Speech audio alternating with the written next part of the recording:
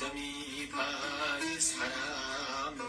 بو خزانوی تمو هوری بو خاکی و کمیوارن خزانوی تمو هوری بو خاکی و کمیوارن جنی روحی مباتی کل مگر فامو جني روحي مباتيكم مگر ديوان فامو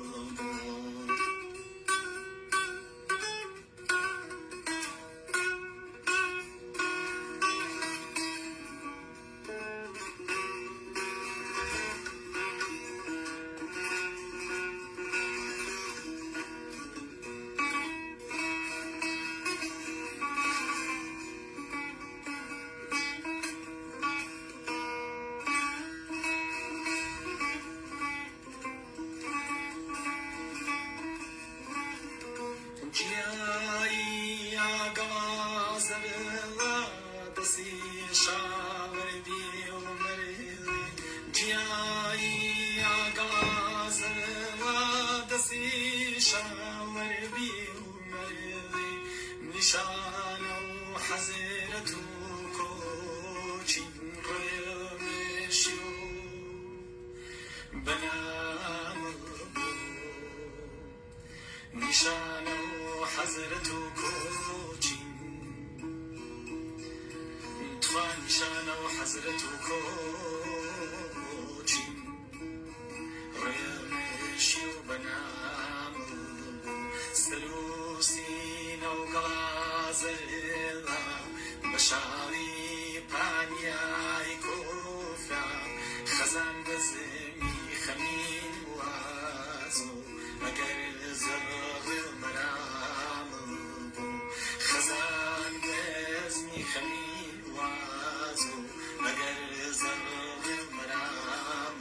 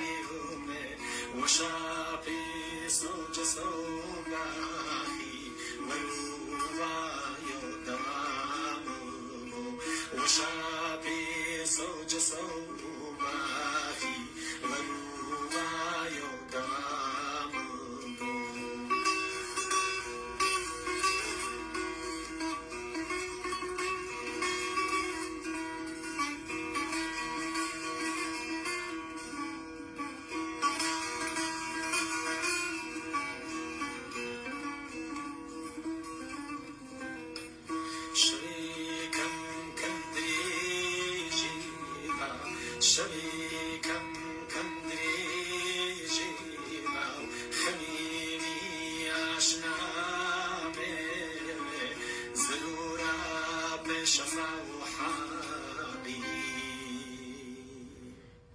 هو زرمە ئیسرائیل و ئێران دەستی پێ کرد بۆ تێگەیشتن لە ئەم ئەوزاعە و بۆ خاتریەوەی کە ئێمە ئاگادار بین و بە مێوژێ گەرمیمان نەکات و قاڵبەن دەنگە زرمە پەیوانی نەبێت کە اتفاقاتە عەجیبێک ئەکەوێ هەر لەسێر دەرهاوێشتەکانە میدیایی خۆیان بەڕەسیە ئەم زرمە ئەکەین ئەوڵەن سەرەتا با بێژم کە دەوڵەتە ئێرانی پێگەی بێسزاکانە ئێرانی بە مەغڵەتەی دزینە ئەرزش و فەزیلەتەکان بەها و فەزیلەتەکان تا بە ئەم دەقیقە توانیگەسی بەڕاحەتی لەسەر ئەریکەیە دەسەڵات بمێنێتەوە و ئەم کارەی توانیگە بە گوێرەیە خەڵکە ئەحمەق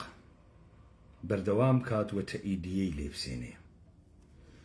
با ئێمە بین وا تەسەورکەین کە ئێران دوژمنە ئیسرائیلە ئێران شیعەس و ئێران پەلامارە ئیسرائیلە سەهیۆنیستە داگیرکەرە ئژغاڵکەرەدا با ئێمە وا تەسەورکەین کە ئیسرائیل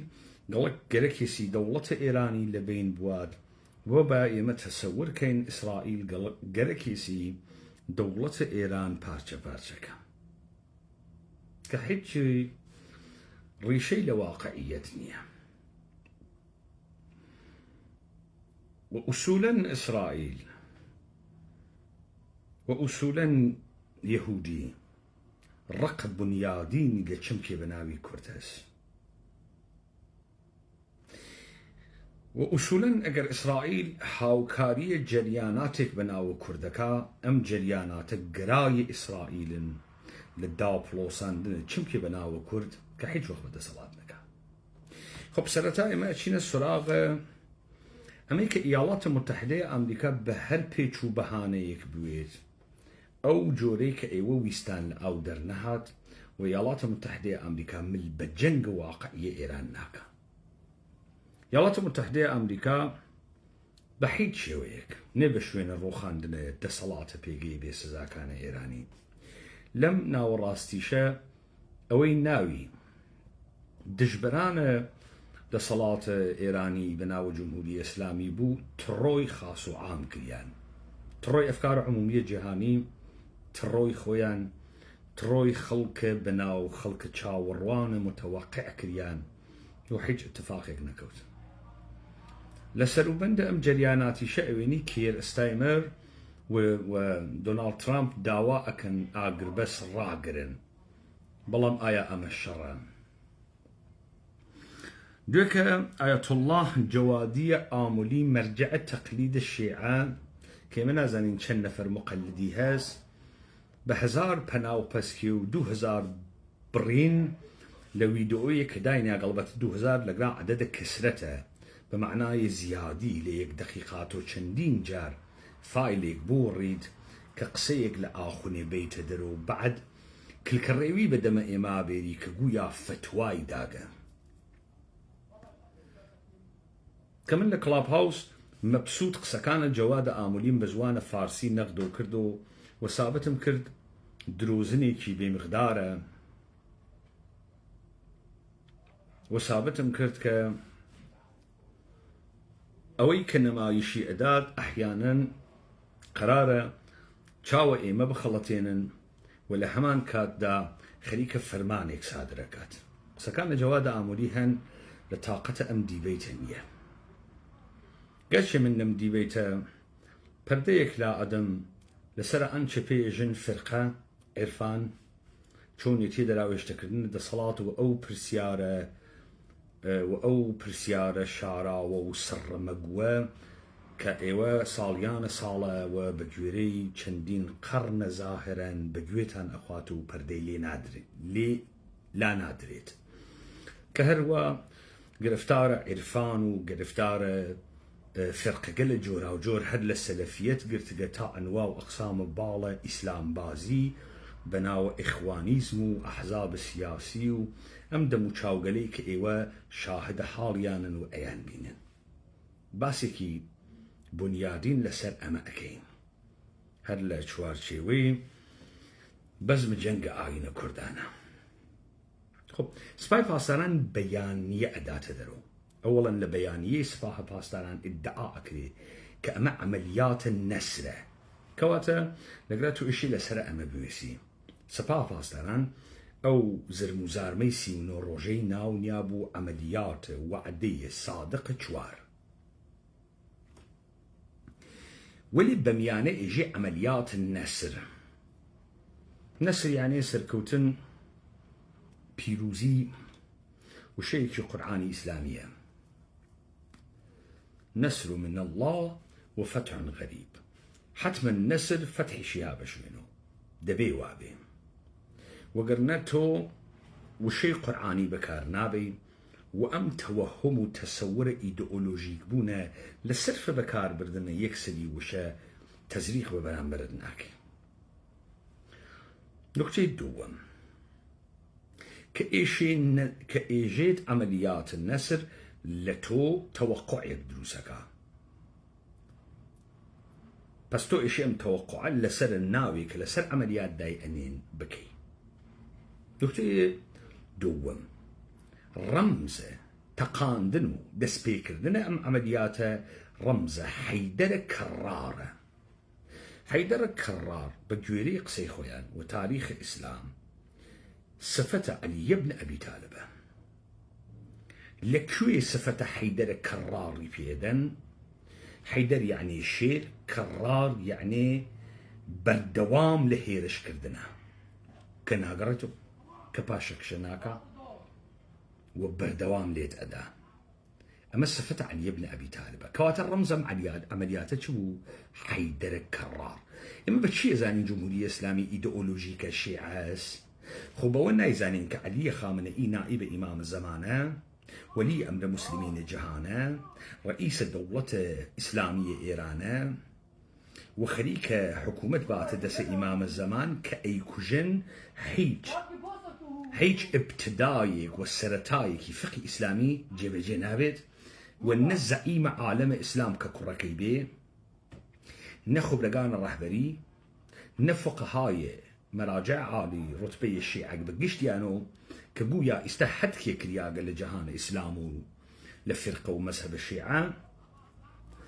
فتوایە قساسە بکوژانە عەلی خامنەئی صادر ناکەن. بەڵام تێت بە حەیدەرە کەڕار و بە نەسر بۆ ئەو کەسگەلەی واگەرەکیانە دەسەڵاتە نەگریسە دەوڵەتە درۆزنە ئێرانی کە نە فەزیلەتی هەسوو نە ئەرزشی هەسوو ئەمانەی هەموو قڕۆخ کردگەوە ئێمە بە ئاسانی پێمانداگە ئەم درۆ بخاتە مێشکی ئێمە کە ئەمە عەمەلیاتە نەسرە و عەمەلیاتە نەسر بە ڕەمزە حەیدەرە کەڕار دەستی پێکردە. حەیدەرە کەڕار سفەتێکە کێشەی لە کاتە شەڕە بەنی قوڕەیزە لە هەڵتەکاندنە دەروازەی خەیبەر و نەوەستان عەلی بن ئەبی تالب لە هەڵتەکاندنە دەروازەی خەیبەرە کە بەنی قوڕەزەی تایفەیەکی یەهودی و خائین بوون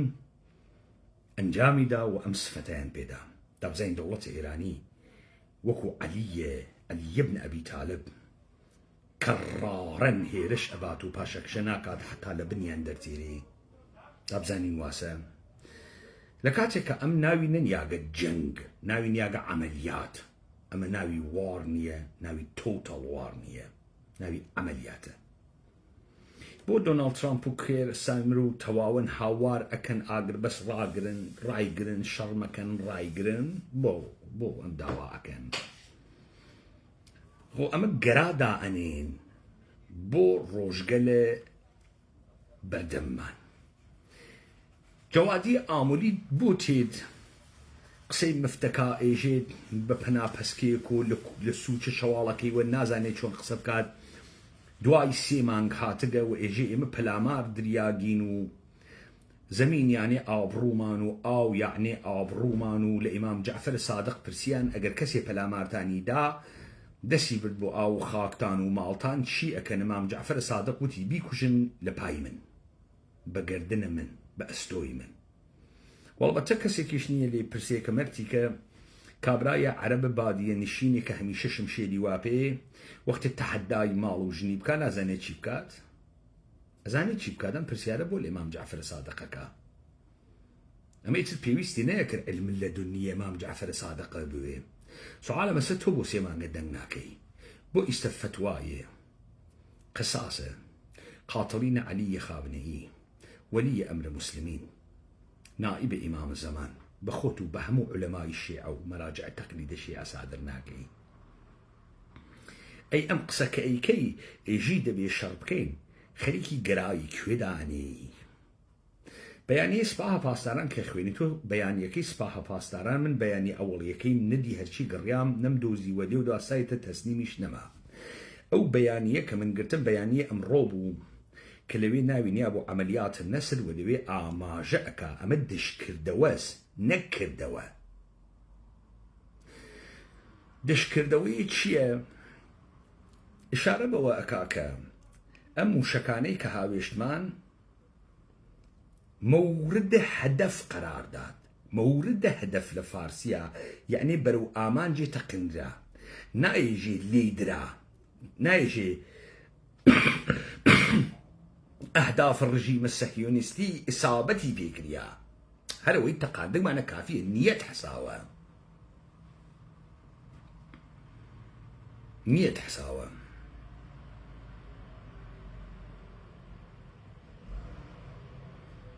كواتا لقراس سباها باستاران كعمليات النسري دانياغا والرمزكيشي حيدر كرارة دش كردوا برامبر بحركة إسرائيل كاكداية للرادار كاني و بدافندز الدحواية إيران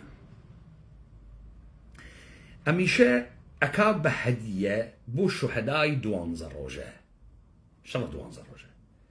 دواي صالي چولكي آسمانگ خريك أبخشي بخلكي موشكي معلوم نية إيبيكي يا نابيكي حروي تقاندق معنا بسا أم بآمان جگرتنا پیشکشکا گورانی داوا کراوه معلومیش نیه قرار بالکوی چیبکا چه خسارت دروزکا است سؤال مسك إسرائيل بو أدالة بدافند ورادار إيران لشر دوان زروجة وتيان إسرائيل افسيو بنجي هز براسر آسمانغ إيراق ويسياغا وارد آسمانغ إيران نوغا موشك بالستيكي حوا بزميني تقاندغا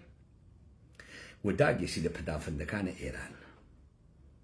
دجفرين إيران بلام اليوم دوا لم حفتهاي متأخرة بناو السايد قال مختلف وروزنامة قال مختلف إسرائيلي هاتا دروك قويا موساد هستيك للنفوذي وجاسوسي لداخل إيران أبوغا أمانة شوغن أو بدافنديان لكار خستغا يعني كاورا في كيكي شاغو خوي كرقسو جيلو سوارا موتوري بوغو كولا بشتيكي كرقو كولو هني تفجيراتو تي ان تي تياوغو رقسا نزيك مشاكة السياسات دايني أقلي هميشه دركو پرتابه إسرائيل نوغا خود إسرائيل ميود افسيو بنج نوغا مشكة هوا بزمين هوا بماي افسيو بنج براس العاصمان العراق نوغا سؤال إسرائيل بو أدا لبدافند هواي وسيستم الرادارية إيران دي سانو إسرائيل لي أدا يعني لي أدن لك شوي لي داغا دي سانو سباي باستران إعلامك بصاروخ بالستيك هوا بزمين درياغا لي يعني فروكن هات كسنا وخاك إيران يعني هوا بيمان هات كسنا وخاك إيران هاو كاتا لقل أما تقينا ولا تارانا أكري دنگ تقينا وأجنفريت هاو كاتا لقل أما إنترنت موجودة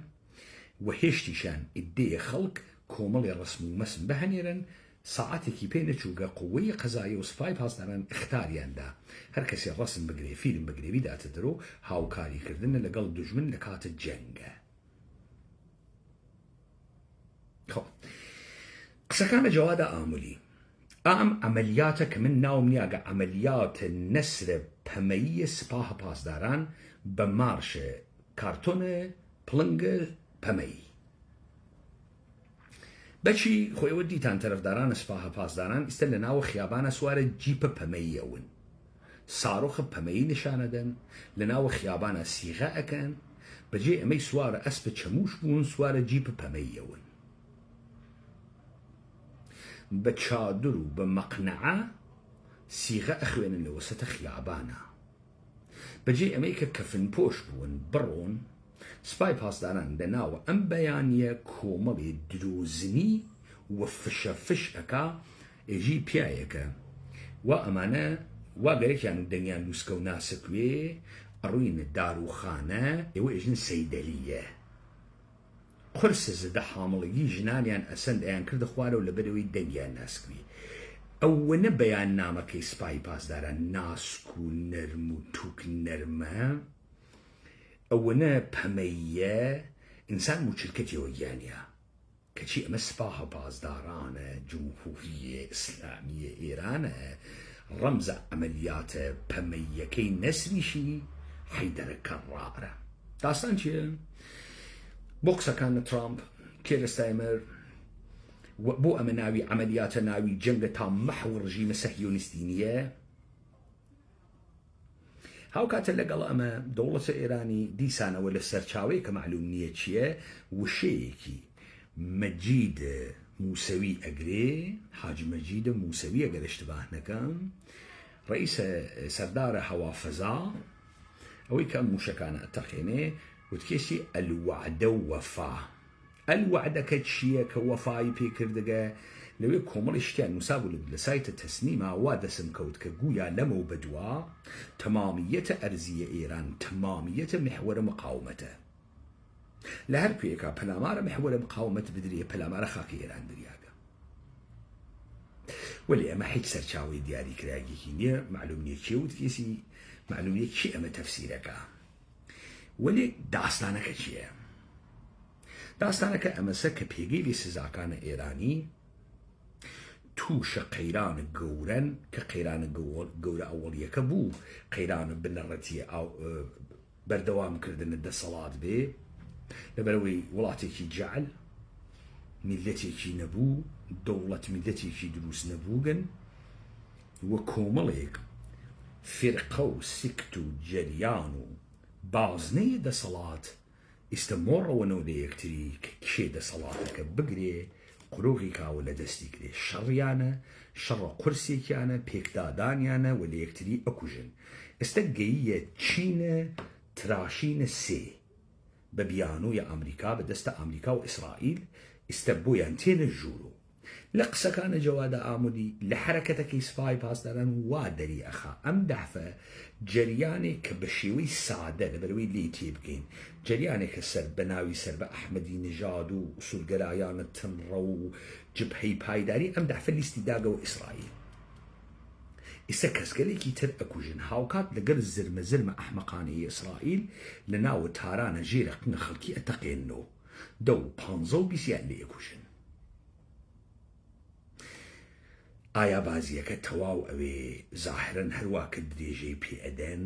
خەریکن ئەی تاشن بزان ئەتاشرێت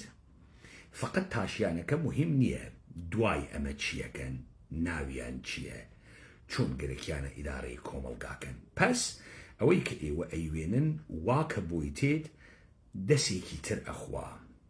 دەسەترەکەیش ئەمەسە ئیدەیەکی تر دیسانەوە لە ناوخۆ ناویان دریاگە کە بکوژێن نەک ئەوەی کە ئیسرائیل بڕوا بیان کوژێ بە ناوە ئیسرائیلیش نیان کوژێ خۆیان لە ژێر و TNT ئەنێ نەژێرە قنی ئەیتەقێنەوە ئەیکوژن ئەمە چه پەیامێکی هەست پەیامەکەی ئەمەسە ئەنچە تۆ پێ ئێژی دەسەڵات لە ئێرانە نە من تێڵم نە ئیمکانی هەست استقرار پێیەکە و مستەقەر ناوێ و من نایەڵم مستەقەر بوێ درۆزنی ئیسرائیل و ئەمریکایش ڕۆژ لە دوای ڕۆژ دەرەکەفێ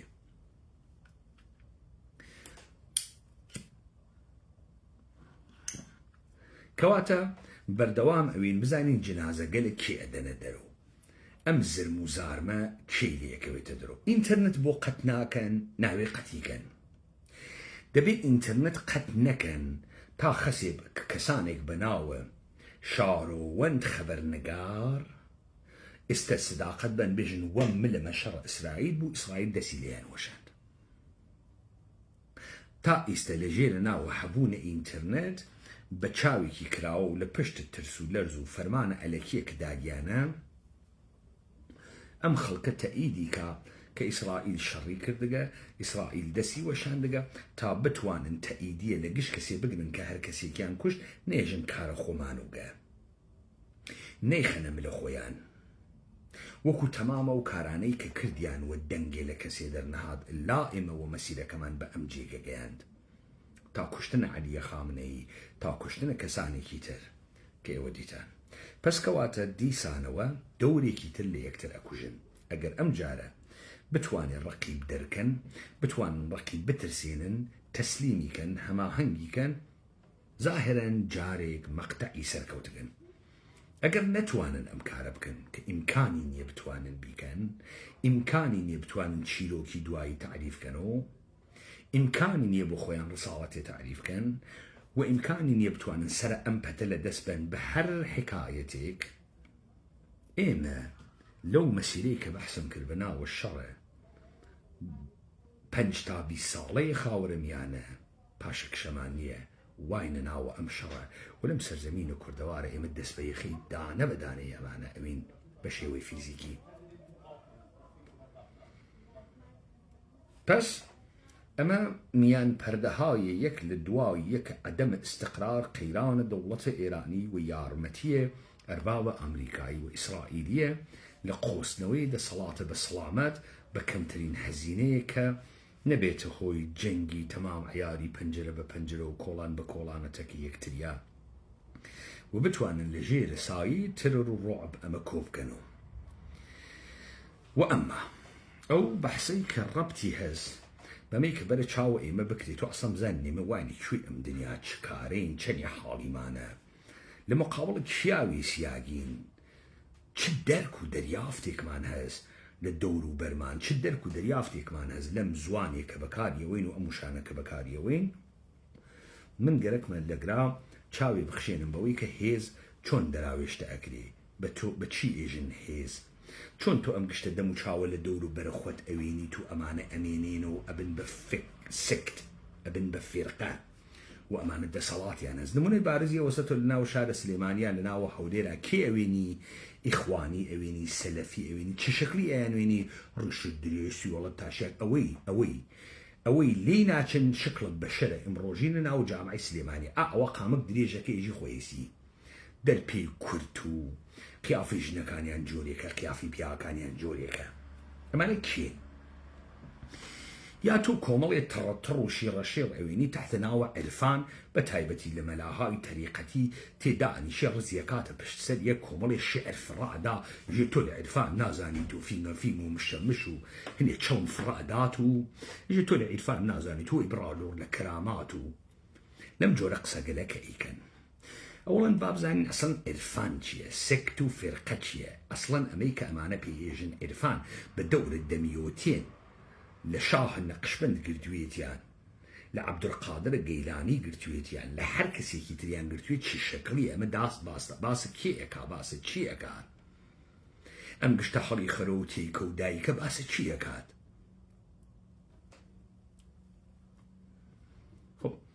تمام الرضا وقال الدنيا تمام علوم الدنيا سرتا يك تشيروك أسطوريا هز يك تشيروك بنرتي مثلا بو علم ميكانيك يوقشتان ام تشيروك أسطورية أناسن نيوتن لبشت لجير الدار السيريكا دانش تو تبسي وإخوان يمري سري ناقهان قوية جاذبة زميني كشف كرت بو فيزيكا ميكانيك تمام علوم واسع أقريت السنة إيدا كان باورا كان وتشيلوكا كان سؤال أقولا مسكة بو يهودية كان خلاق ترين إنسان كان سلوي زمينا بو بدا صلاة ترين والتمام في كان جورا وجورا يهودية كان سلامدا مشخصا سيكا سايتي يكجار بنا وبنجان قرن نوزده وقرن بيس أوروبا وبيسويك أوروبا ولا جير دسا كي نمسي كسا يكيان فرويدا یەکیان کارل مارکسە یەکیان ئەنیشتەینە فیزیک کوانتۆم ئەمانە بووانە لەبەر ئەوەی ئەمانە یەک چیرۆک سەرەتاییەکیان هەستکەوا لە ناو کتێوێکا بەناوە تۆرات ئەم چیرۆکە لەکوێ تێرن چۆنی تێکەڵ ئەکەن چۆن لێو دوا هەرچی ئەچنە بەرەوە لەم چیرۆکە بە دەستکاریکردنە ئەم چیرۆکە دەراویشتەیە هێز ئەکەن لەبەر خاتریەوەی لەمە تێبگەین چون معمولاً بە احتماڵە فرە تێناگەین ئەشی ئێمە تەسەورکەین کە 5 ئینسان 10 ئینسان بۆچی بە یەکۆ هاوکاریەکەن خۆ ئێستا فکرەکەینەوە ئەمانە پەیوەندی خوێنیان هەست برای یەکترین کەسی یەکترین بە یەکۆ هاوکاریەکەن ئۆکێ 5 ئینسان 10 ئینسان بەهۆی ئەوەی کە برای یەکترین گەرچە لە دنیای ئەمڕۆژە ئیتر ئەوێ نین پەیوەندی خوێنیش ناوێتەوە سەبەبە هاوکاریکردن تەک یەکتریا بەڵکە برا بۆ برا ئەنیشێتە کەمین و برا ئەکێشێتە مەحکەمە و دادگا لەسەر ئرس و میراس و پوڵ و پارە و ژن و وتی با ئەم وەسفە ئەمە پرسیارە گەورەی ئینسانە کە ئێمە چۆن ئەتوانین هاوکاری لە یەکتری بگرین بە چه فۆرموڵێ ئەتوانین لەبەرەوە ئێمە گشتمان حەزمان لە تەمەڵیە گشتمان حەزمان لەوەسە بیری دێ نەکەینەوە گشتمان حەزمان لەوەسە هەڵی بخەینەوە کۆمەڵێ فۆرموڵە دۆزنەوە لە درێژایی مێژووە کە من بەحسم کردگە یەکێکیان جەنگە یەکێکیان حەزارەت و تەمەدن و شارستانیەتە یەکێکیان دینە ئەمما لەناوە هەر مۆڵگەیەکی ئینسانیشا دیسانەوە چۆن تۆ ئەتوانی بڕۆیتە سەرەوەی ئەم مۆڵگەدانیشی بۆ ئەمە تۆ پێویستەکە هێز دەربێری هێز چۆن دەرتێت بە چه شێوەیەک دەرتێت لەم ئینسانانە چۆن دەراوێشتەیە هێز ئەەکەی طبعاً ئێمە کۆمەڵی ڕوانگەمان هەست مەسەڵەن کۆمەڵی ڕوانگەی دینیمان هەست مەسەڵەن ئێمە شخصی بەناوە محەممەدە پێغەمبەرە ئیسلام ئەناسین سادەی ئەەکەین و ئێژین محەممەدە پێغەمبەری ئیسلام خوای لە پشت بوو خوا ئیرادەی کردبوو سەریە خست هەروە خۆمانەکەینە گەوج گێج کەر وە گێل لەبەرەوەی وا ڕاحەتە بۆمان وا بۆمانە چێتە بەرەوە ومحاولە ئەەکەین 1 ملیۆن معجزە بوەسینەوە محەممەدۆ کاکە تو چۆن ئیسە مسلمانی سوعالی لێکەی ئەلحەمدولله و مسلمانین و پێغەمبەر ئیسلام حەق و سوالتر ئەی ئەگەر لە سەردەمە ڕۆژە ئەووەڵە ئیعلام و پێغەمبەریە ئیسلام بوایتا تۆ ئیمانت بە محەممەدە هاورد یا توی ڕوویتە پاڵە دەسە ئەبوو لەهەب و ئەبوو جەهل و ئەبوو سوفیان و تەمامە تەوایفە عەرەبێک ڕوویان کردە محەممەد تۆ کامیان بووی تۆ چۆن ئەتوانی بزانی کە ئەم کاورە ڕازەکان چون تۆ ناتوانی ئەمە وەڵام بی تۆ چون تۆ ناتوانی ئەمە بێژی خۆت پاکۆ بکەیتۆ کە تو زاتە پاکێکت هەست ئەکەویتە معجزە دروستکردن هیچی پێغەمبەر ئیسلام وەختی گەرەکی بڕاتە دەشوی دارەکانە هاتن بەریانە گرت عەجەب ئەوایە کرد مانگی بڕی عەجەب یعنی تۆ تماشاکەی مانگ بێت و دوو تۆ ئیمان تێری واقعاً یاوە شەقێکی ئیمانە بێبێرن تۆ ئیمان تێری تۆ ماتەڵی بە شوێن حەقیقەتە ئەگەڕی نازانی عەقڵە نایکێشێ بەڵام ئیعجازێکە کە نیشانەدەن تو تاوە تەسلیمەوی مەسەلەن گول و گەڕ و چڵکن و بۆگەن و کوێر و مردوو ئەمانەوی دەستێکە پیاوێن خۆش بووی تۆ ئیمان تێری بۆیە تۆ دانیشیتە درۆکردن کە دانیشیتە درۆکردن تێناگەی کە ژێ قورئان گەورەترین معجزەی پێغەمبەری ئیسلامە سوال لە خۆتەکەی قسە قورئان قسە زوانیە ئەمە قورئان جەهانێکە ئەم قسە جەهانێ دروزەکە چۆن پێغەمبەر بە قسە دنیا گۆڕێ تەبیعەتەن پێغەمبەر بە قسە دنیا ناگۆڕێ بەتەنها پێغەمبەر جەهانێکی تریش دروسەکە دنیایەکی تریش دروسەکە ئەو دنیا و خەڵکە واتیایە وا لەناو منتەقەی حیجازە و خەریکە هەڵە و خستنەوە هەر کەسێ بۆ خۆی بوتی ئەپەرسێ زاهرن و کەسابەتە خۆی ئەکا و کەس کاری بەسەر کەسەوە نییە و کۆمەڵی نۆرم و هەنجاریان هەست محەممەد پێغەمبەر ئیسلام چێ بەرامبەریانەوێسی قسەیان بۆ بکە یەکەم کارێکە ئێکا ئیعلامت جەنگەکە بەرامبەریان ئیعلامت جەنگەکە چیەژێ محەممەد چیەژێ محەممەد ێژێ گشتان کافرن خوا منی هەنارگە ئێوە هدایەت کەم ئێمە گومڕاهن لە بەرامبەر کیا یەک نەفەر بێ ئەوەی لەشکەری ملایکەی بوێ بێ ئەوەی تانکە ئابرامزی بوێ بێ ئەوەی ئەمریکا پشتی گرتوێ ئەمریکای لە پشتاوی وەکو ئێوە یەک نەفەر بێەوەی سعودی و قەتەر و پارەی لە پشتاوێ یەک نەفەر ڕواتە ناوە خەڵکە ئەوانش پێژن ئەوە شێتە قسە ئەکاوە دابوو نەریتمان قسە ئەکاوە ئەژدادمان ژمێنمان پێدا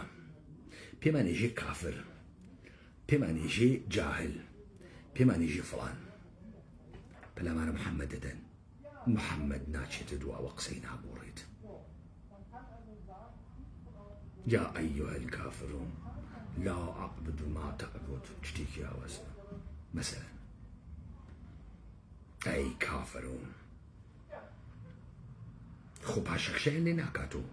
خو دەستیان لێ ناپارێزێ ئەوانش پەلاماری دەن ئەزیەتی یەکەن تەحقیری یەکەن تەوهینی پێیەکەن چەند نەفەر لە ئێوە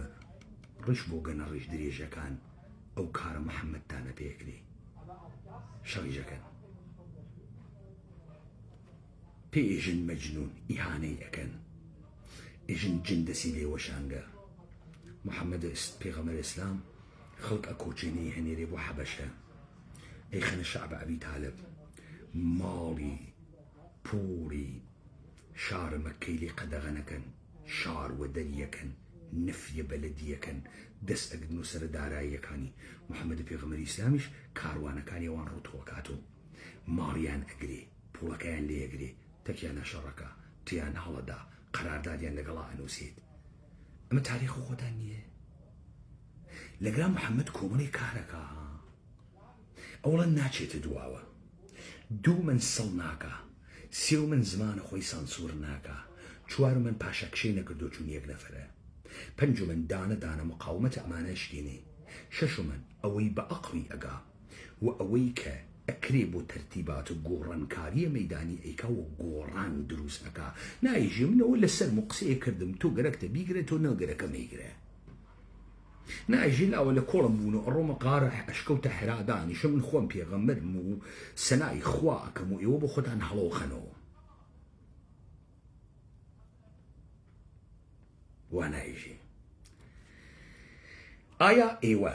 گەرەکتانە ئیسلام بناسن محەممەد ئەناسن جواب ناوەڵە نایناسی ئەی بوو تۆ بەڕاحەتێژیەوە خوا کردیە مەعمور کە خوا کردیە مەعمور تاوە خوا پشتی گرکەوەکو ئامریکا F-35 بۆ هێنارد تۆ ناتوانی کارە وا بکەیت تۆ لەسەر خۆت لای ئەوەی بۆ چون تۆ ئینسانە سەخیفێکی و ئینسانە بچووکێکی نەتگەرەکە محەممەد وا بناسی نەتگەرەکە بەڵام لە قەزیەی ژن خواستن و حەجکردن و خۆ هەسووی نەقنی یەکتری خەیلێ زرنگی ئەمە ئیتر وە دەرداخوا ئەمیانە وە دەرداخوا ئێستا بامێنە سەر ئەوەی کە ئەسڵەن ئوسوولەن ئەم چیرۆگە لە چین یەک چیرۆک لەگرا مەوجودە چیرۆک ڕۆژە ئەزەل چیرۆکێک کە یەهودیەت باسیەکە لە دیگەرانێکی تریشی گرتکە و باسیەکە و دروسیەکە یەک ئادەم و حەوا خوداوەند لە باغ عەدەنا دروسیانەکە فوو ئەکاتە قوڕێک و ئینسان دروستەکە ئەم ئینسانە ئیگۆس وا لە ناو بەهەشتا پێی ئێژێ هەرچی کارە دڵت گەرەکی بیکە بۆ خۆت هەڕەوە خەرۆ بەڵام لە دارە مەعرفەت ئیسلامێژێ گەنم لە دارە مەعرفەت سێ و مەخۆ معرفەت مەخۆ معرفەت کە بخوا چێ اتفاقێکی بۆ کەفێ دارایە اختیار و ئەقڵەوێ چێ اتفاقێکی بۆ کەوێ پێگەی خوا کە خالقە بە چاڵش ئەکێشێ شان لە ڕقابەتە کە خوا ئەدا ئەمەی دەستکردە خوا ئەمەی مەخلووقە خوا ئەم کارەکە مارێکە شەیتانە ئەی خەڵەتێنێ خوا بە سزای ئەم کارەکە کردگەسی خۆی و ژنەکەی فڕەداتە ناو زەمین هوبوتیان پێیەکە بەشەر ئەفەهمێ کارە خراوێکی کرد و دوور کەوتۆ لە باغە عەدەن ئەکەوێتە کزە و لاڵەکردن لە خوا بیواتۆ ئەمما لە بیرتان نەچێ بەشەر کە خوا فوی تێیەکە بەشێک گەڕێک بزیسکەیەک لە بزیسکەی ئیلاهی وا لە وجودیە فەرقەکاتە کە فرشتەکانە ئاسمان بارە ئەمانەتی نەتوانی بکێشی حافزێژی قورعەیان بەناوە منە دێوانە لێدا بارە ئەمانەتەکە چییە؟ هەڵگرتنە مەئموریەتە حەقیقەتە. حەقیقەت چییە؟ ئەمەسە تۆ بتوانی بەجێ خوداوەندە کاملە توانایە قەدیمە هەتاییە ئیمۆرتاڵ تۆیە بەشەر خدا ئەو قودرەتە پێ ئەدا بە هەبوونە بەشێک و زاتێکی خودایی بە هەڵگیرسانی هەمان کارە خودایی بکەی. ئێستا داستانەکەی مەسیحیەت و یەهودیەت بەرە تەکمیلەوێ. مەسیح بۆ تێ مەسیح بۆ ئەوە تێ کە ئەم بەشەرە کە سزا دریاگە لەبەر خاتری ئەوەی کە گوناحە ئەوەریەی کردەگە خوا دڵی بۆ ئەم بەشەرە ئەسووتێ. خوا بەشەری خۆشگەرەکە، خوا عاشق ئینسانە، بۆیە خوا لە تەجەسومە ئینسانیا ئیشی بە شکڵە بەشەر دەربێت و بێت تاوانە ئەم گوناحە بەشەرە و ئەستۆ بگرێ بە خوێنە خۆی. بۆ لەبەرەوەی قیناکە بەشەر گەلێکی بوو مەقامە خوایی بە چاڵش بکێشی خوا خواست و ئەم بەشەرە کە دروستی کردگە خۆشی گەرەکە. مەسیح کە هەمان تەجەسومە خدا بێ تێت و ئەڕواتە سەر سەری بۆ خوێنی ئەڕژێ. خوێنی کە ئەڕژێ چه اتفاقێکەکەوێ؟ هەر کەسێ ئیمان بێرێەوە مەسیح گوناحی پاکەوێتەوە. کە گوناحی پاکەوێتەوە چه اتفاقێکەکەفێ؟ ڕێگەی ئیتساڵە بەخوای بۆ دروزەوێ. ئیستا ئەم بەشەرە لە ڕێگەی خۆشەویستیە ئینسانێکی تر کە هەمان بزیسکەی خودایی واتیا ئەم دوو بزیسکەی خودایی یەکتری بگرن بەڵام ئەشقیان بوێ.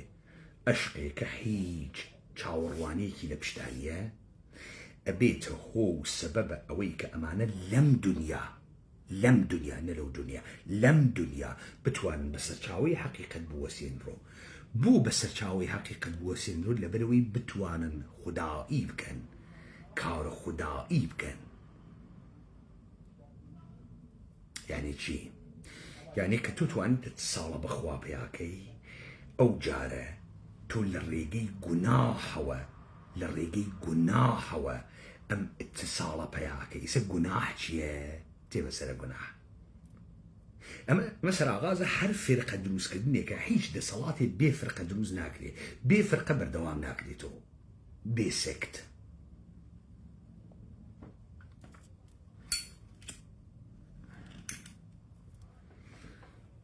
وەختێ عالەم و ئادەم فشارە بۆ تێرێ حەملە پێیەکە و تۆ لە بەرامبەر ئەوانە گوناحکاری وجدانە معەزەبەکە و تۆ گەرەکتە لە بەرامبەریانە بوێسی ڕووداوێ لە تۆ ڕوئەدا کە فێرە خەلاقیەت دەکا لەبەرەوەی کە تۆ متصڵ ئەوی بە خوداوەند ئالەوێ تۆ لەم ئیرفانە ئەبیسێژێ چاوەسەر بپوش دیدەی دڵواکە. ئەمجا قودرەتە حەق تەماشاکە. ئەم قودرەتە حەق تەماشاکە دیدەی دڵواکەی چه اتفاقێکەکەفێ؟ ئیمەجینیشن پێیاکەی. ئیمەجینیشن چی دروسەکە؟ کریتیڤیتی دروسەکە، خەلاقیەت دروسەکە، خلقەت دروسەکە، ئافڕاندن دروسەکە. ئیستا ئینسان بۆچی ئیشی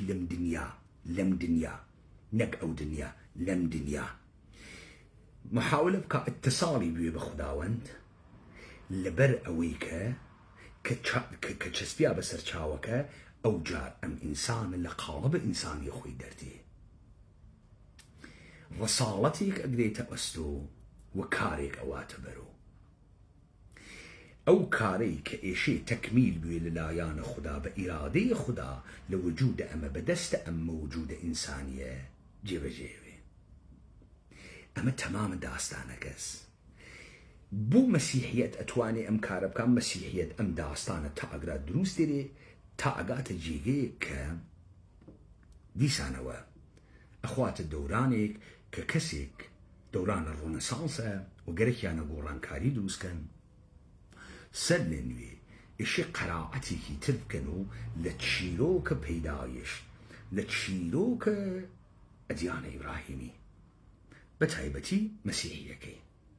خب تۆ گەرەکتە گۆڕانکاری دروستکەیت لە بیرتان نەچی خوا قەومە عاد و سەمودی لەبین برد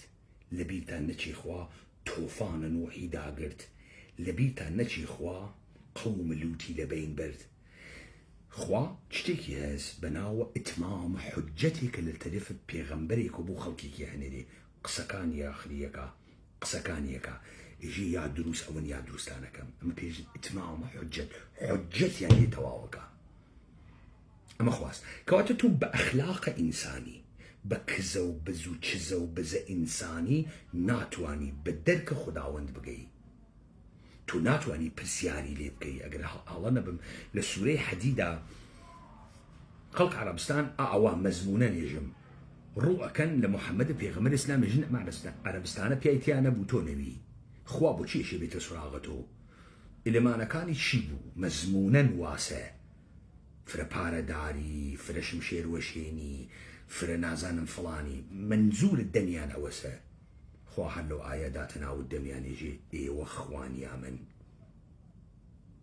ئەگەر ئێوە خوان ئەتوانن لەم فڵتە بکەن ئەگەر من خوا من نەزانم چیەکەم کەواتە تۆ ئێستەیشی بزانی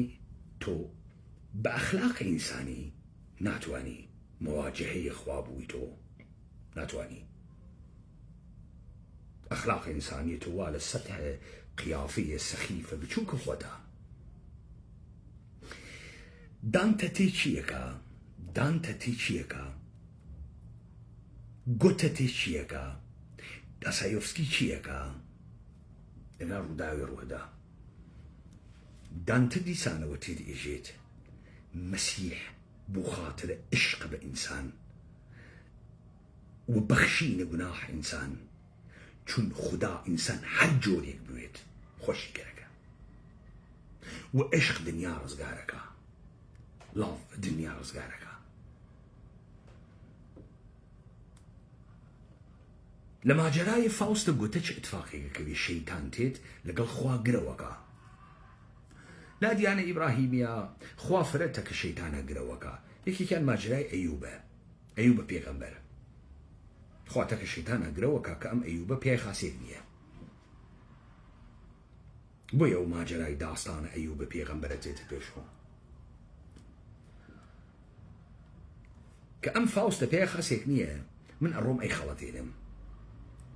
و ئەڕوات بە فاوست هەموو دەسەڵاتێکەدا و ئێژە ڕۆح دەفرۆشی بە من و ئەو ڕۆح یەفرۆشی بە شەیتان دنیای پێ ئابا دەکا پرۆگرێس دەست پێکا وەلێ ئەو لە مەسیرە ئەم پرۆگرێسە مەجبورە هەموو شتێ نابوودکە ئینسان بکوژێ معشوقەکەی فاسدکە معشوقەکەی بکوژێت تەنانەت پیرەژن و پیرەمەردێ بەناوە بوسیس و فیلمۆن ناتوانێت تەحملکە کە بەسەر تەپەیەک و ماڵێکی شکۆلەیان هەزوو ئەوانیش ئەسووتێنێ لە تەریقە شەیتانۆ شەیتان گرەوەکە ئەواتۆ و قەرارە ڕۆحە فاوست بووە بۆ جەهەنەم دەکە خۆیان خوا قبوڵی ناکە لە داستانە فاوستە کۆمەڵی فریشتە ئەهەنێرێ بە عەمەلیاتە ئیزایی چریکی ڕۆحە فاوست لە شەیتان ئەدزن و ئەیوەن بۆ لای خوا و ئەم داستانە گوتە ئێژێ ئینسان هەر گوناحێک بکە لە ڕێگەی نیشاندانە اختیارێکە من پێم داگە کە خەلاقیەت خودای گونەگی وێت خوا خۆشی گەرەکە دەرنەتیجە دەسە مەسیحیەت و دەسە گەورەکانە مەسیحی بۆ گۆڕین دنیا کرێتەوە بۆ یەکاورا لە دانانە دنیای سەرمایەداریە ئەتوانێ بە ڕاحەتی بە سەرخوێنە سەدان ملیۆن ئینسانە تێبڕێ چون دنیا گۆڕێ و گۆڕایش خەریکە دەیوێنن گۆڕای دەوڵەت ملەتی دروست کرد کارخانەی دروست کرد سیستەمە ئیجتیماعی گۆڕان نەوع بەرهەمهێنانی گۆڕای وە شەق گۆڕای وە تێهەڵدان گۆڕای ملیۆن ئینسانی پاڵپێوەنیە کەواتە ئەم کارەکە ئەیکەن ئیستەیتر کاورا ئەمە نمونونەکەی وەسە چی نمونونەکەی وەسە ئەم ئیجتیهادە بۆ مەلایکە ئیجتیهاد فرە خاسە هەتا ئەگەر غەڵەت وێ لەبەرەوەی دانەیە مەلا ئیجتیهاد بکە نەترسێ لەوەی کە ئیجتیهادەکەی غەڵەت بکە خۆدە ئیجتیهادکردن مهمە بابی کات إقبال لاهوري كيكيك لمتفكران وبيشقامان جريان إحياء إسلامية تحصيل كردية أكسفورد خلق هندوستان بعد نويتو باكستان والدفتر الشعري بفارسي هس يجي إنسان مسلمان لجنايته كريتيفيتي خلاقية وآفراندني بيسواويس تاقرا تيجين اگر تاقرا تيجين منزور تيجين چيه منزور امسا انسان كلسر قوي زمين بردرياغا خليفة الله اشي بتوانيت دسي بقا بخداوان دوبارة تا ام دنيا بقوري تا بيقوري اما بعدن تو لنا والدمه هيقليشا خوا چيه خوا آقاهية خوا روحه آقاهية كمشوين آزادي آروا بوية لحركة تاريخها خوا ام سيناريوي نوساقه ام اوركسترا نوتكاني نوساقه تو مأمور اكا كتو ام كاربكي اما روانجي هيقل يترستون فلسفية ايدياليستية ألمانة وجهانة اگر لما تي اجين امانا قشتيان سرطاي يك تشيروك ام تشيروك الاسلامي شاهز اما آية عرفان اسلامي واسع من باس قناح مكرد انسان بقناح كردن اتواني imagination بياكا إذا قناح جيه تو هر كاري بكي ببي چواني نور مكان باو سردم خود قناح استأواني لسليماني سلفين قناح كارن لچاو كيو قناح كارن لچاو خلق عادي سليماني بو لبرويش كان ميمونة دن مثل رشيدان يا قسيول كيلو بس كسو قني هم كردقاج نقي لقرا برقع عقاد تشاوي خوي كقو ميمونة لهم خلقا اگر اما لچاو خلق سليماني قناح كارنوي قرچو ناوي تو يك ناقري اما نبو اتوانن فعالية بازرگاني كان پاريان بوي قشتيان وكو شارة مرو چارون برو دكتوري قشتيان وكو شارة مرو چارون بيمارستاني قشتيان وكو شارة مرو چارون شابينگ سنتر مولي لبر اوي لنزر خلقكو ملقامانا قناح كارن خوشيان ازانن كقناح كارن استا او جنوا برقعي دانياغا چاوي كزنايويني ومورد النفرة أمرد مساء تك أو شوا تك حركة كترا كوملي كار أكن كد الصلاة بدس بيرن بوي منسجم تك يكتريا كاركن حتشي كاريكن يك لكار هاي كلنا وفرقة أكري روابط الجنسية بولا بدم يكتريبونا أما أنا أونو فرقة تابتوانن لمقابل خلق قولة بويسن تا هيزيان اللي بيتدروجنا طاقته دراويش تكدنا هيزياني إخواني كان هروانة سلفي كان هروانة سيريان كان تمام أماني كيف فرقان وأكسرن دا صلاة يانهز مكتب قرآني كان هروانة فرقنا مانا إشي خلق قليان ليبكا مثلا تو أبيني مكتب قرآني كان كتيان شوال كردية كان بايان شوال اللي راسنا كان بايان هلا بلوي ديار وندنا وخلقا ديار ونخلق قامك يا مدريشكا اما نشقلش وبوننا وخويان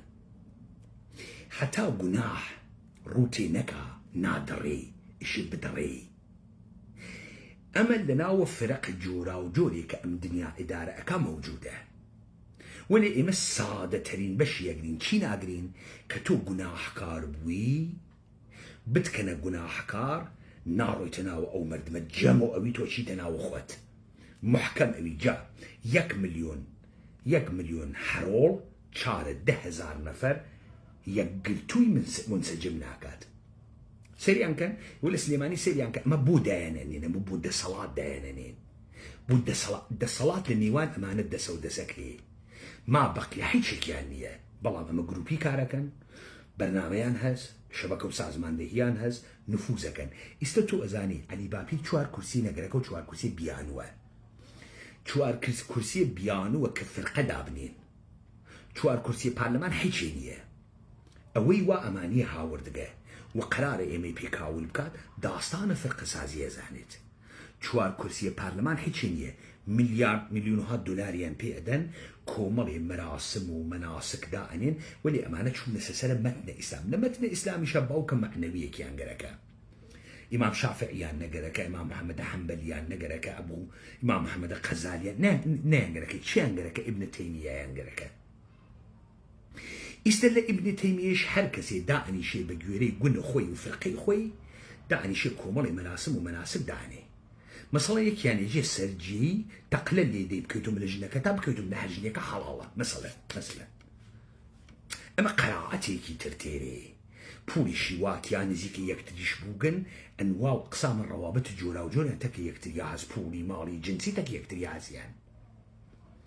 حتى تو زياتر حملة بكي بن برقع ادارة ام برقع ادارة زياتر خوي قلتشوكاتو زياتر قريكي سي نشاني بداد لتوي جن السفورة قاج روت السروت خيلي تيجيشتو ترى خيلي بولدار ترى خيلي زاناتر وداناتر بوي كاركي شي تكوي ملايانتي باسا مجينة حلالة يا حلال نية خوشك مسلمان نتواني بكارانة بكا يا نتواني بكا تي لتو سرقة تقري تا چي دروسكا تا فرقة دروسكا فرقة چي دروسكا لإحساس الجناح كهسيان لبرام بدا قشتا جناح چي بو شكاندن النور مكانه باوه سردمه پسن كرياغا كومانگايكا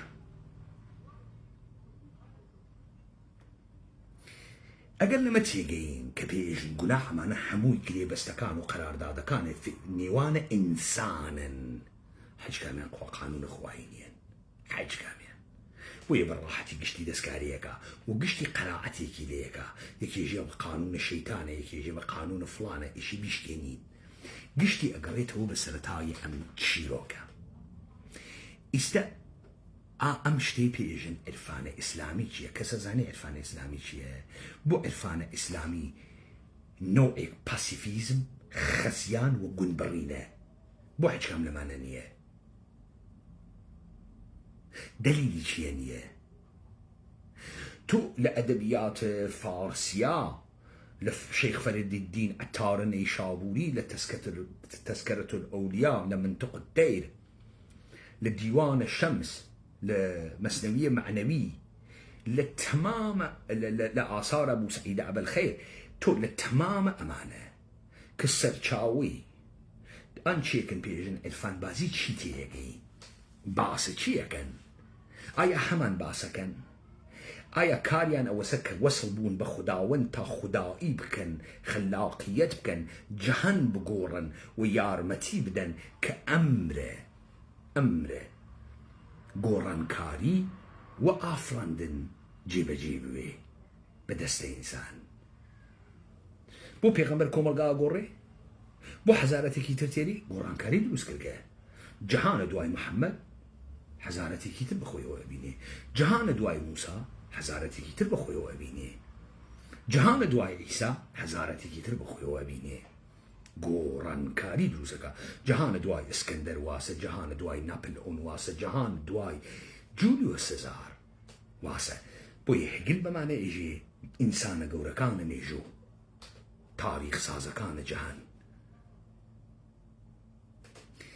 اگر لما تي اجين باتشاوي بخشينين بم عرفان اسلامية اما تشيكات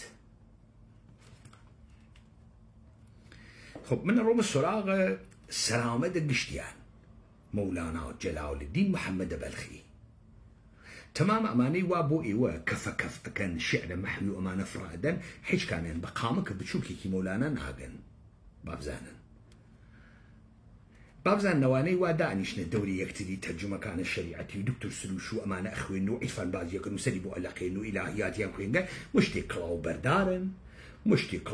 شالاتانن كأقربون مولويش اسم بيتاني زوجكارن كناون كأماني تحت ناو عرفان هاتقن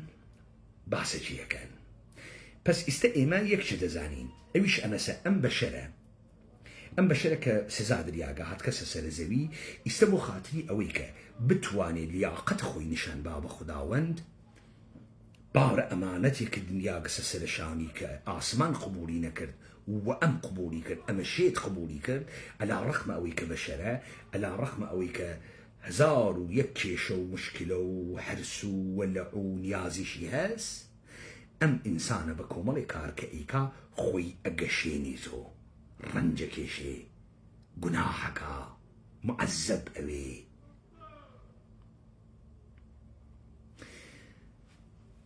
بخاتمي نمونيك بم هل دا ماجراي شابتاي زوي تا عرفان كابالا تا هاتني يعقوب فرانك تو ويني كومل قصة بابت الفرقي فرانكا فرانكيزم كين بيروان يعقوب فرانك استكين اكسرية بانك دارا كان سركوت وكان بدا صلاة كان الدنيا ودانش من كان الدنيا فرانكيستن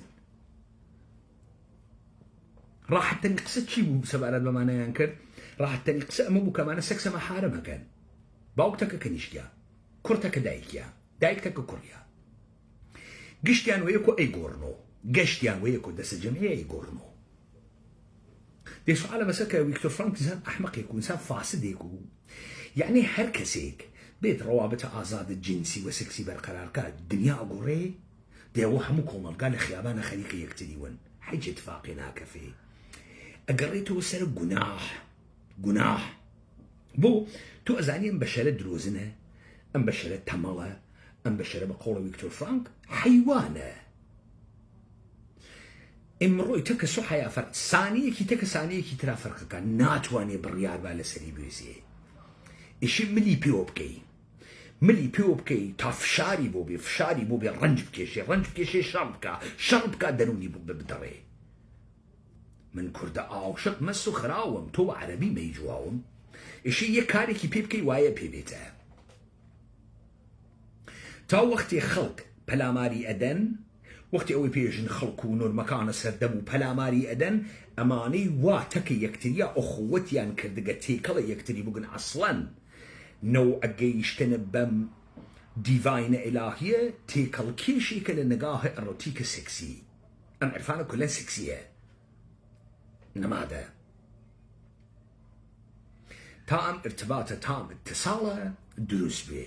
يستينا أفسر أم سر مقوى أم عرفانة إيرانية شيء أم عرفانة هندي تيكل كيشي يهودية خسيات شيء بو هنا يهودية كان فرقك بو هنا مسيحية كان فرقك دنيا ينقوري أما أنا خليك تشين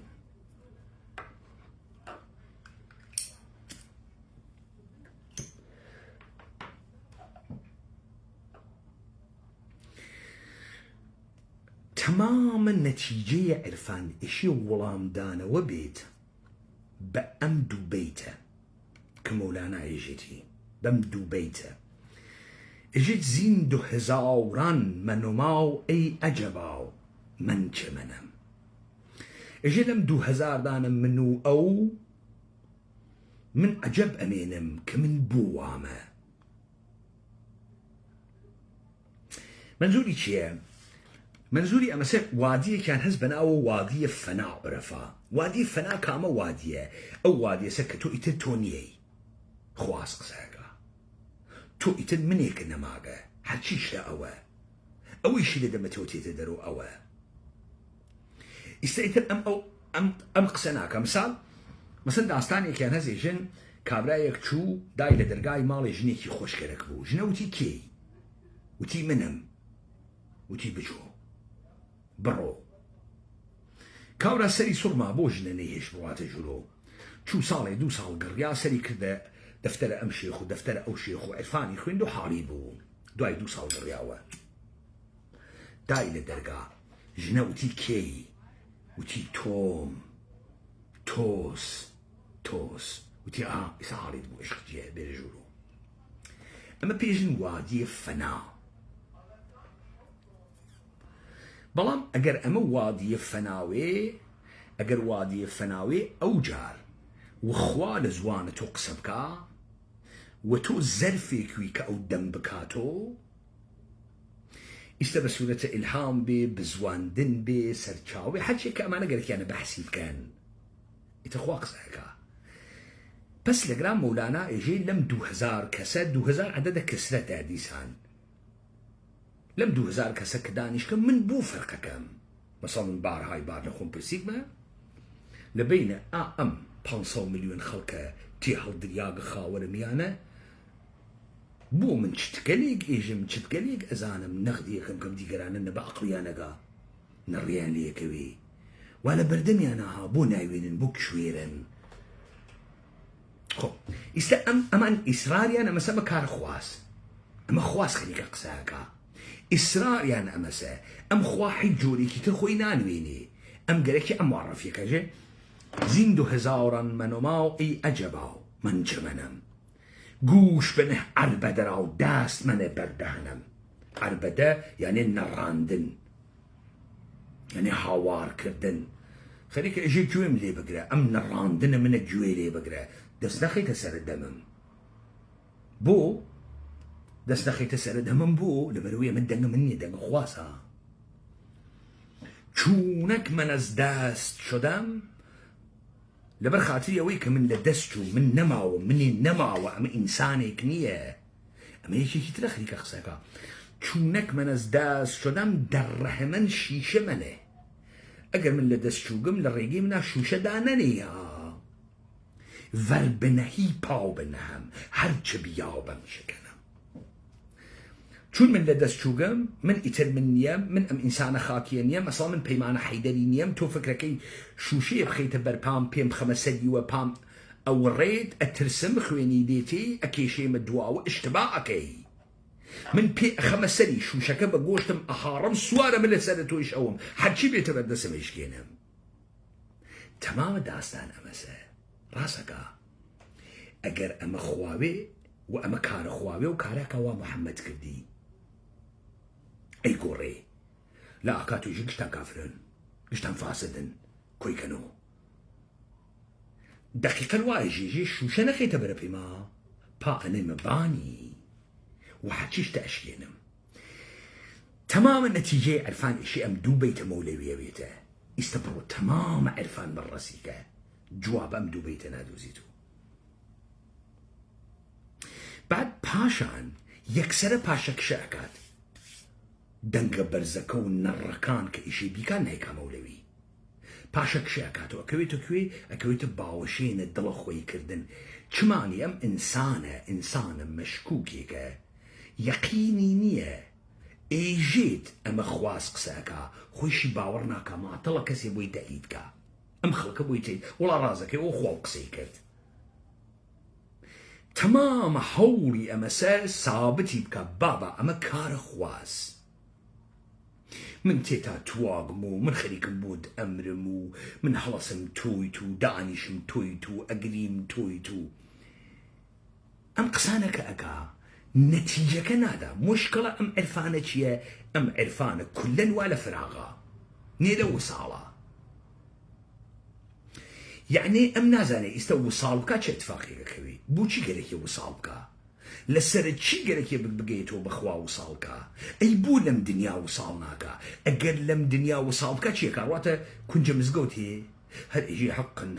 ان الحق حقا ان خويتو چي تو قرارك تكخوا وصال بكي بخوصال خوا بقي اتفاقي لتواب كوي تو چتيب كي كدي قران ناتوانن بيكن چتيب كي وچي كي ترك دنيا وبالاي خوا خلدي خوا مداحي قركه يانيتي آمانجي هرچي كستو تعقيبي كي تو سانسوري نكي تو فيلتر نخيت بيني تو مشكوك نبي بزاني ام خلقه قبوله كالتو يانا بو خلق لمحمد قبولي كرد نيكرد اعترافي شي نكر والشق تبي لا سريان نانكر كرديان تبت يدا ابي لهب والتب ما اغنى عنه ماله وما كسب سيصلى نارا ذات لهب وامرته حمالة الحطب دايان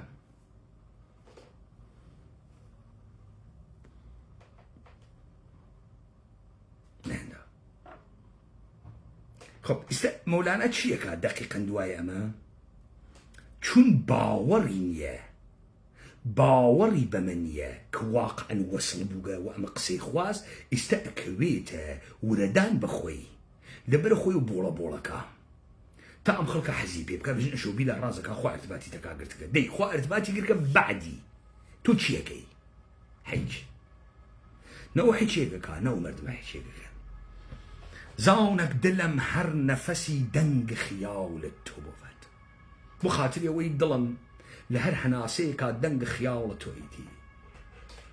گەر تەرەبی دەرتەرەبەم گەر حەزەنی دەرحەزەنم ئەگەر سەرخۆش ویت ئەگەر شاد وی منی شادم یعنی خوا ئەگەر حەزین ویت و خەمین ویت منیش خەمینم تالخ کنی تالخ شەوە لۆتف کنی لۆتف شەوە تاڵی کەی تاڵەوەم زوانم تاڵەوێ تۆ تاڵە کردگە تۆ زوانە منە تاڵ کردگە لطف بکەی لطفەکەم میهرەبانی بکەی میهرەبانیەکەم باو تۆ خۆش است ئەی سەنەم لەب شکەرێ خۆش زەقەنم لەگەڵ تۆ خۆشە ئەی سەنەمە من ئەی خوداوی من ئەی معشوق من لێو شکەرێ خۆش سەنە خۆ داسان چی بوو تەواو داس ئەسە مەسیرەکە نەچوو تەواو حەج اتفاقی نەکەفت داستان ئەمەسە ئەمانە کین کە بخۆیان نێژن عارف ظاهرن خەواسن ئەی پێغەمەر کێس پێغەمەر ئەوامە پێغەمەر ئەوامە هەڵ ئەسێ شمشێرێک گەگرێتە دەستی و ئەکەوێتە گیانە ئەم مەردمە ئەگەر پەیامە خوداوەندی پێگەیگە ئیسباتە پەیامە خوداوەندە سەرکەوتنە پێغەمەرە پێغەمەر کە سەرەکەوێ خدا سەری خست چون تۆ ئەزانیان پێغەمەرە خوا بوو بە گول و ساقۆکردن نەخەی بە سەرکەوتنی بە هێژمۆنیکردنی بە گۆڕینە دنیایەکە ئەیکات بە پێلەقە بە شاق ئەیکات دنیای ئەوان ئەهەڕۆژێنێ دنیای خۆی دائەنێ ئەمان چ دنیایەکیان هەست هیچ عشق حەزی پێیەکەم هەر کوێن واڕم تۆ ئەوێنم و سەری هەر کوێیەکەم تۆ ئەوێنم و دەی ئۆکەی ئیسە تۆ ئەوێن ئیسە تۆ وەسڵ بووی وەخوا خوا بە قسەکە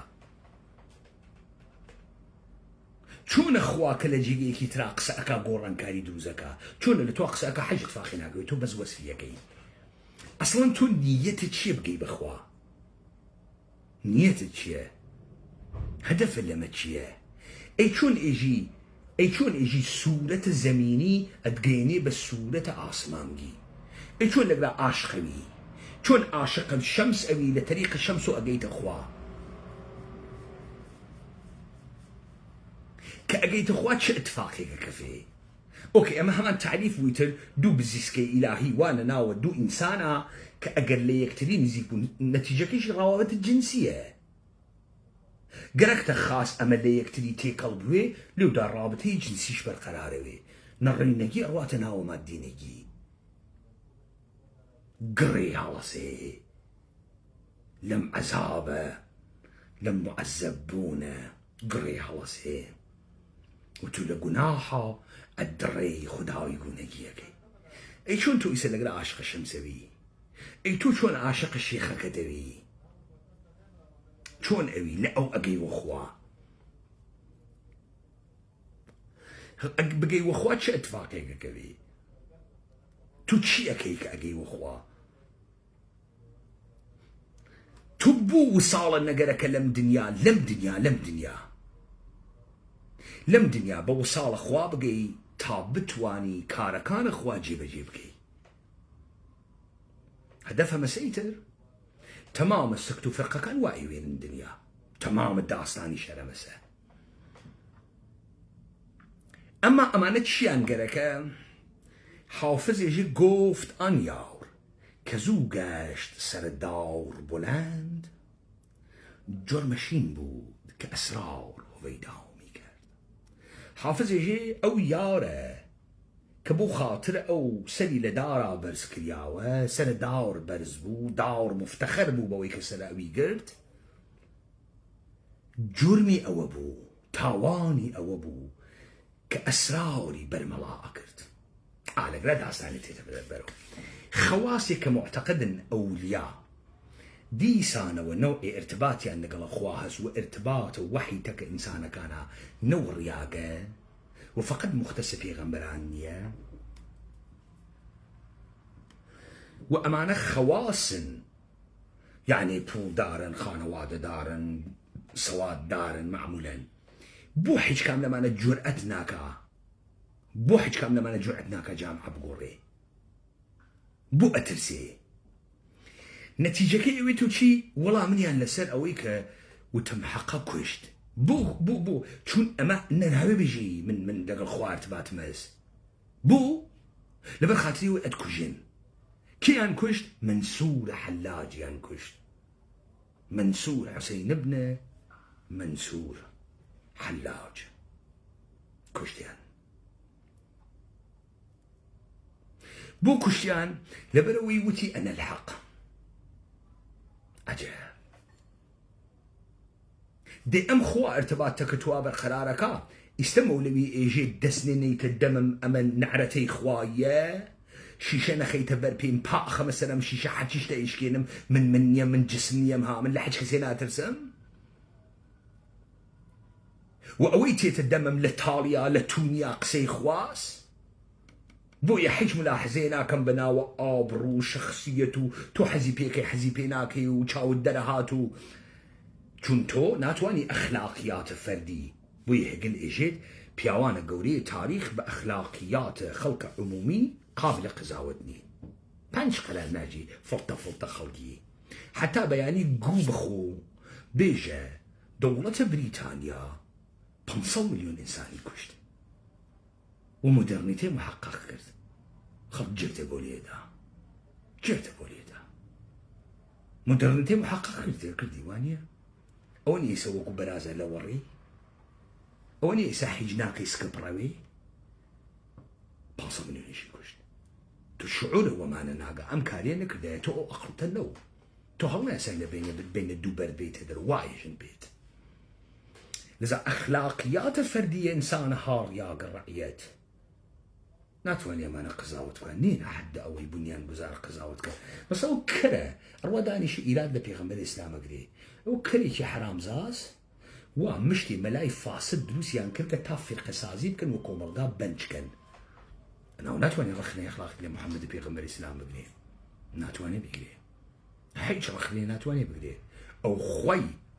خوي آورن بي تمام أو جهانس خوي هاور دقيسي نيشمت كإنسانية أنا بشر مثلكم أهمية والا أوي معجزة والا أوي إنسان معموليك وكو تمام إيه ومانا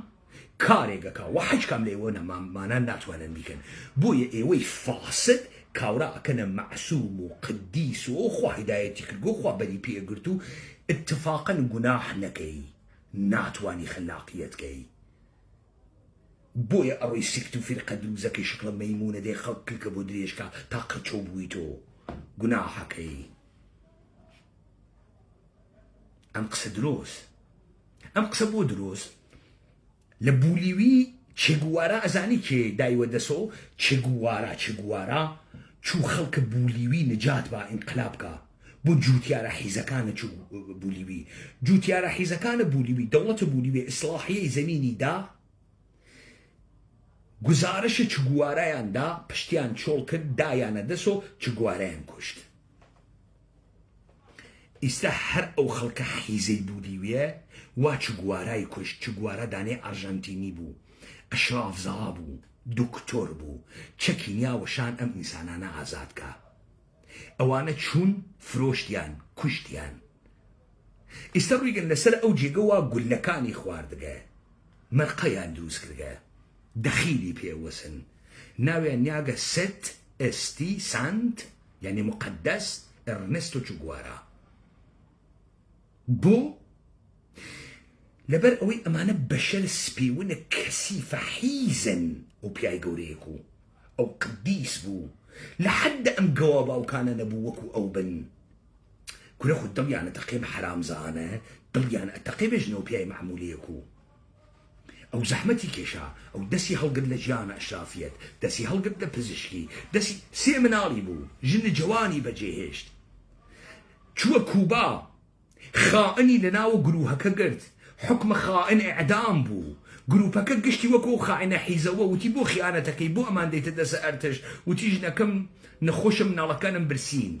حكم اعدام بو ام پزشك بو پزشكيان انسان نجاته دا يك نفر لو كوبا يحيزانيك وكو امبون قشتيشان دليان بيو خيانت كن شو سكيان برسيوج نكان يانو توجيهيانا كرد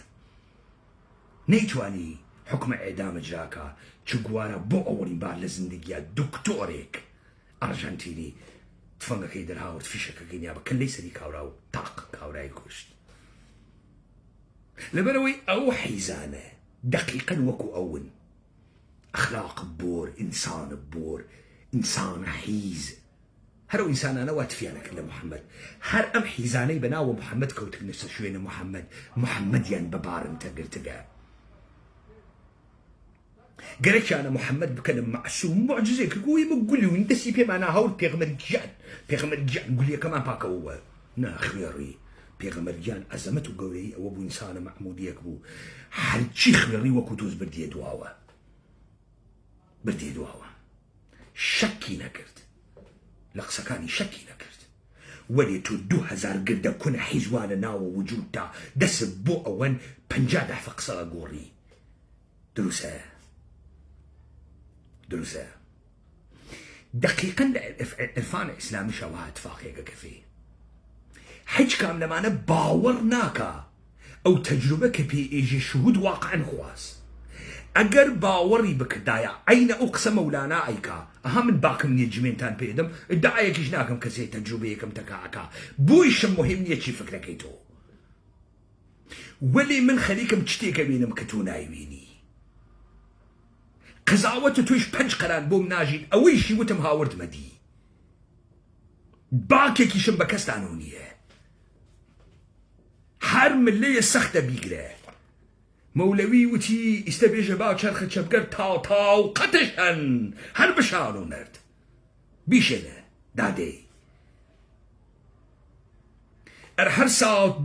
دەردێ و تەرچەنی بیۆ ماچوو ئاغ پەی دەردێ هەنی ئۆکەی واوەرە هەی ئیستە ئێشەی لە پشتە سەلامەت و کارێکە کردوێ ئێشە دنیایەکە گۆڕیوێ ئێشێ هاتووی ئەوەی بەری گرتگە ئەم بۆگەنیە دروستکردگە ئەم کەسافەتیە دروستکردگە ئێشی بیگۆڕی بۆی ئەتساڵ پەیاکەی بەخوا تا بتوانی بوێنی چاوسەر بە پوشتیدەی دڵواکە ئەم جا قدرەتە حەق تەماشاکە دەی تەماشایکەن با تەماشایکەن بیگۆڕن با تەماشایکەین کارە ئێوە بووگەسۆ ئەمە وەڵا خوا میسکاڵم بۆدا بجای تۆ میسکاڵی خواست توی ژێمە میسکاڵی خواست وەی بە قوربانە بم هەی میسکاڵگیان کورە کاورای کاون تەمام داستانە عرفان ئەمەسە نەهایەتە گەورەیشیان چییە ئەسرار خوا هۆی دامەکە بۆ هۆی دایمەکە خوا بەرقەراری کردگە ارتباتی لەگەڵ تۆ ئاگرتگە تۆ بەرمەڵایکەی بۆ بەرمەڵای ناکەی دەی ئیستە تۆ خواتوا لەگەڵا خوا دەسی خسکەسە سەرە لە کێ ئەترسی لە قزاوەتە کێ ئەترسی کامە گەماڵە بۆگەن ئەتوانی لە مقابڵ تا بوێسێ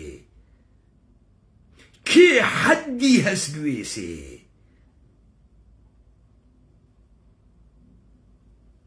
تۆ وەختی بەم قەناعەتە محەممەد پێی وابوو کەس حەدی نییە بوێسێ وەکردی تۆ بۆ بەمە ناگەی نەهایەتە ئارزوەکە دەوێت و چی ئەوێت و باسکردنە کەرامات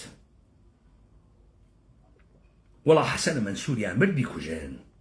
شروعیان کردە مباحەسە هەرتک دەستیان بڕی حەسەنە مەنسوور وتی ئەگەر ئەتوانن دەسە ئیرادەم بوڕن وا دەست هەڵەگری لە تەعەلوقات هەرتک پێیان بڕی وتی ئەم پێگەلە بۆ تەیە تەریخ لە دنیاوی خاکی بوو پێگەلێ تیرم هەز بۆ جەهانێکی تر وا بڕێوەم ئەگەر ئەتوانن و قاچگەلە بوڕن هاي بارك الله هاي بارك الله لم ارتباط أن الحق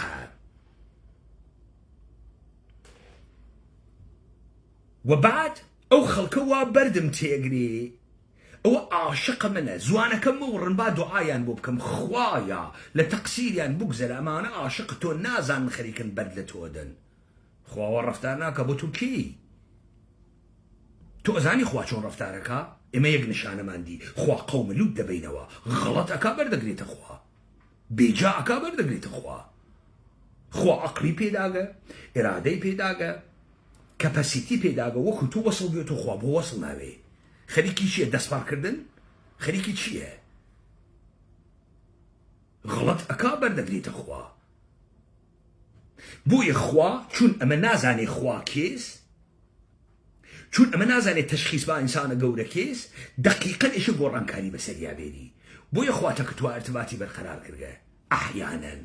بۆ تۆ ناتوانانی بیگۆڕی لەگرا ئەوێسێت ئەوەی پێژن ئەرفانە ئیسلامی من پێژم هندی تێکەڵکێشە یەهودی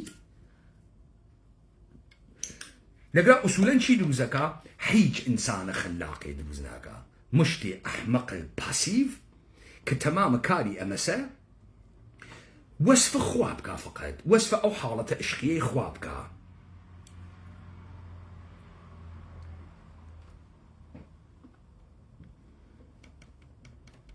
بڕواتە ناوە حاڵەتە فەناو یاور مەراو غاور مەراو عشق جگەر خاور مەراو یاور تۆی غاور تۆی خاوجە نگەهدار مەراو نور تۆی ڕوو تۆی فاوتە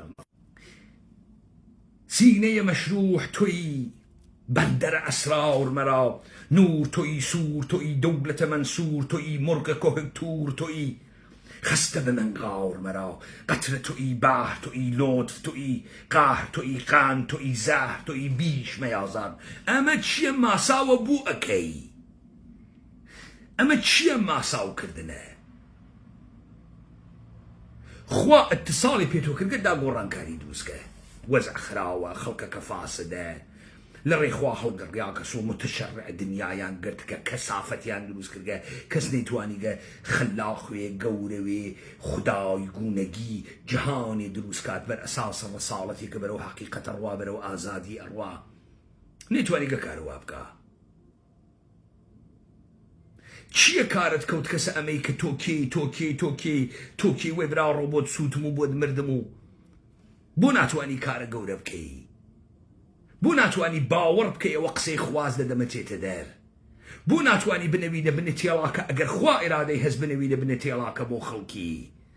بعدەن ئێرادەی تێڵاکەی تۆ سابەتیەکە کارە خوا بوو یا کارە خوا نەبوو ئەم مردمە وەختێک شکاندنە چوونە دواوە هاڕیان لێوجا ئێعترافەکەن کەراماتە ئەوێنن لێو دوا ئەتکەنە قدیس و 2000 معجزەت پێوە ئەوەستن و هەر لەبەر ئەوەی حیزیە خۆیانی ئەو ساو ئیستەیانە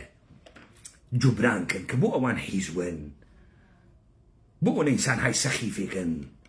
ناو پیاوی تایبەتێک و بەڕاستیەوە تایبەت و نابغە بوو سەری وەڕکۆگەی پێغەمبەرا چقیاوە ئەوە چوو لە ئەشتەوە تێکا دانیشت و وانیە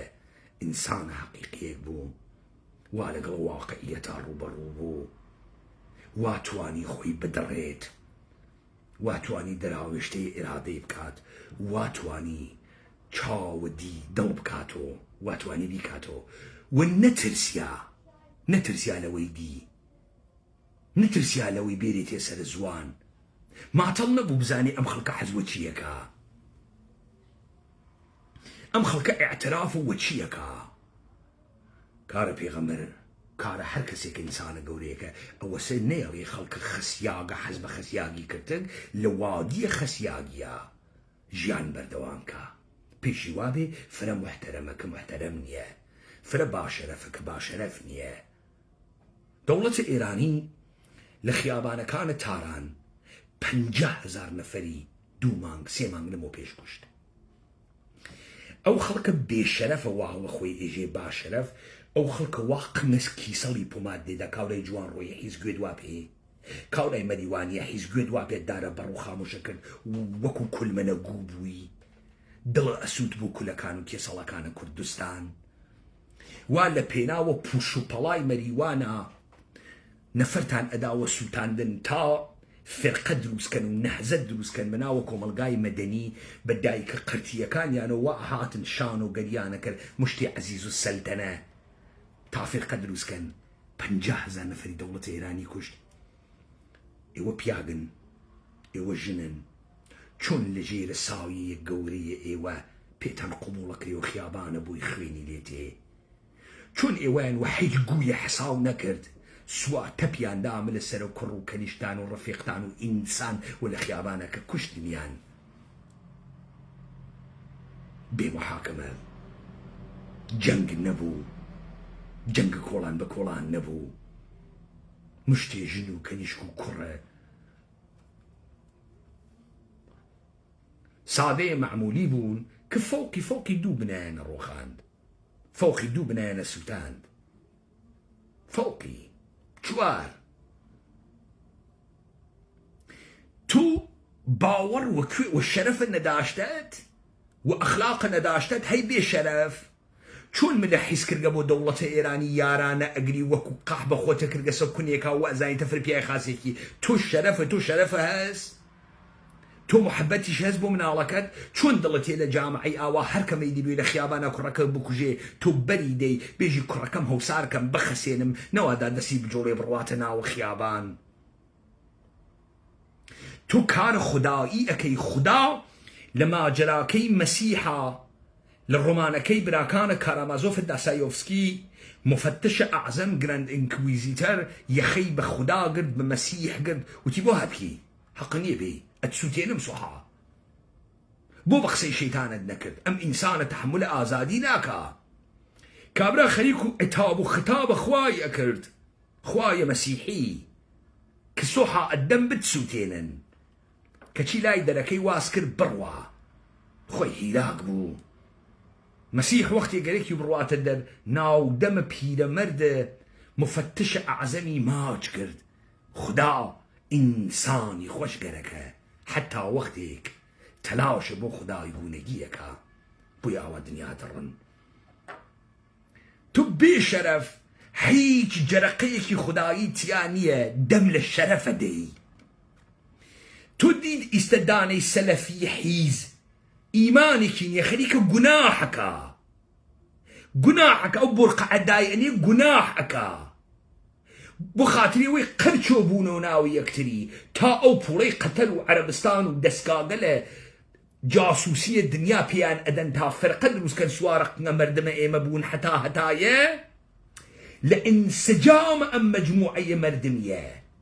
لمقابلة أم ميقلة وحالين يد الدنيا شخورة تبديل بمشت بولاين بوي تو فكرك هو حرمة اخواك وش تجيزي حرمة اخوان نيكوشكا تو فكرك او ترناوي حتى دحفي تو تروي او بيزحفة تروي تو فكرك او نازاني ميكياجكا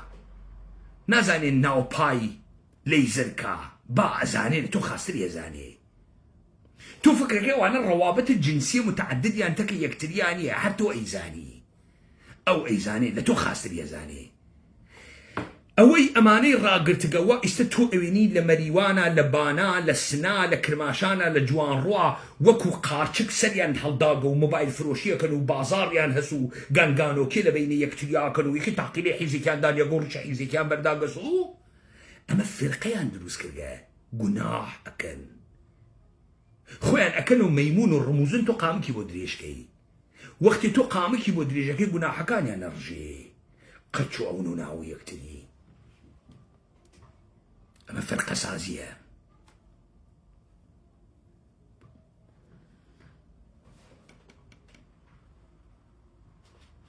من الآخر كردوار سربخو إسازاني تنهي سرواناية يتدرو مردم حرور مردم دروزن مردم فاسد مردم خويرية من الآخر كردوار سربخو چي يمكن كاما قناحا بقي وكردي وتحمل تانبو مشتي فاسد درجن مشتي فاسد حيز بو درجن بيمانا حيدري هاتا أقرأ أنش الجناح بولا نزريه وكردي وتي وقع رمانيا يوحيز الدرجوجن وتي خلط محترمنيا يوتان خلط محترمة وتي دم لوسو ما كانوا بايقني يكتري فاسدين اي قوادا كيس اما لكش تي جناح واتشون ايو خدها فربا محترمة زانن مش تي قحبر وتان كرقسي يكتري ويكتري تايدكن براسي مزول بريزينو زول محترمينو اخلاقي شمان هسو كشي قايريا قدنيان ها من حتشي جناح كردن برامبر بيوا وتم إما قومي تنيكينين وتم دلوءكي توزوانكي خوتيش نازاني زوانيش نين وتم توحيج جرياني كي جنبشيد نوغا دلوءكي قشتي دس كرده دسة كانون هاي أمنيتي وغا أماني شاهاتكن هاتكن كده بين بوان لقوركي قاضي محمد بمتامة لامشة خاصة أمان موت نموت لبروي الريقي بلو دوامني وبتوان مشارك اشتان بكمو كردم حتى دستان هاورد بمخلاوت اللي تانم ده مشايا كومالي كسيش باتها تلاي شانا من واللي حنا حيزة ناو جامعة خوي نزيكا وكردو وي أزانيتا إما حزب الديمقراطي نقراك يكوشي دينية دين زورو بورا حيز مانقركا زورو بورا حيز دتول تاريخ قايد ياغا تاريخو قن زۆر بوو ڕەحیز هەر ئەو حیزەسە وا لە بەرچاویە 50,000 نەفەریان لە خیابان کوشت عینە خیاڵی نەبوو زۆر و بۆ ڕەحیز هەرەوەسەوا لە سلێمانیا هەڵی ئەخستۆ بۆ ڕۆژ ئاوای حیزی ئیسە لەسەری ناکەوێ چون قەحبە سەدخست ناو خێمان خۆی تەکان بە ناسیۆنالیزم معنای هەست بۆی نە گەورەی معنای هەست بۆی شانۆگەریەکی بۆ دروست بوو تا بڕوان نامحتەرەمیە خۆی لە پشتە ڕێپێوانە ناوە خیابان بە ئیحترام بفرۆشیتەوە من گوناحم کرد بۆیە دڕیام بۆیە توانم بوێنم ئێوە ناتوانم بوێنن ئەوەی تۆ بێئێژی کۆمەڵگای نا کۆمەڵگا پەلامارنیدا لە بەرامبەرە گشتیان لێسام تێڵایەکەم گرتە دەسۆ وتم دابێنە بەرەوە بە مەلاتانەوە بە دین بازیتانەوە بە سکت و فرقەتانەوە بە کانونهای جاسوسیتانەوە بە مەردمە نامحتەرەمتانەوە بە تەسویرە فاسد دایکتانەوە بە تەسویرە فاسد جامعەی نامحتەرەمتانەوە ادعای احترامتانە کرد ئاگشتی مشکان وتم دەوڵەتی ئێرانی دەوڵەت نییە هیچ وەخت ملەتنەوەگە ناسیۆنالیزمی نییە دارای قەیرانە بنەڕەتیە سەر نەکەوت کە ئێوە حیزوتان تەکە ئەمریکا دژمنەوتان ئیدئۆلۆژی وتان 2500 ساڵە دەوڵەتە گەوادی نەدام لە گشتان وانە بوو ئایسە کۆمەڵی پیاون گەرەک و بێتە لای خۆم ڕێگەی پەس و پیشی نەوێت بوێسێ هەرچی ئێوە گوڵ ئەخۆن ئەو زیاتر باتە ناوە دەمتان وەلێ ئێوە جامعەیەکی بەغایەت فاسدن وا پیاکتان تیانایەتە دەرەوە کەس من نادەبێریتە ناوە ئەم مەیدانە مەشتێ بەچکە حیز خووە گایریاگی گرتەک من باکێکم نییە قسەکەی مۆلانا دی وتی نەعرەتە لێدەم دەستنی دەسەر دەمم بۆ لێ خۆی نەعرەتەینەوە منەسم باکێکیشم نییە چیەکەی شوشا خەیتە بەر پێم تهدیدمەکەی چیەکەی دابیخە وە چی تۆ مەسڵان فکرەکەی من وەکو تۆ وامە فکرە ئەوەی تەخت خاوم بوێ گەنگەنۆکێکەم دێمە ڕێگەکەیسی یا بێمە ناوە قنگە ئێوە سوارە تەکتەکتان بووم کامی ڕێگەکەیسی ئەمە ڕێگەکەیسی یا بای بەم و بێمە ناوە قنگە ئێوە سوارە تەکتەکتان بووم بە عیلم بە سەواد بە دانش بە شێعر بە ئەدەبیات بە شیرینی بە خوشتیپی بە کامیان سوارە قنگتان بووم هایتە تۆ نافامی کاورای کەر تۆ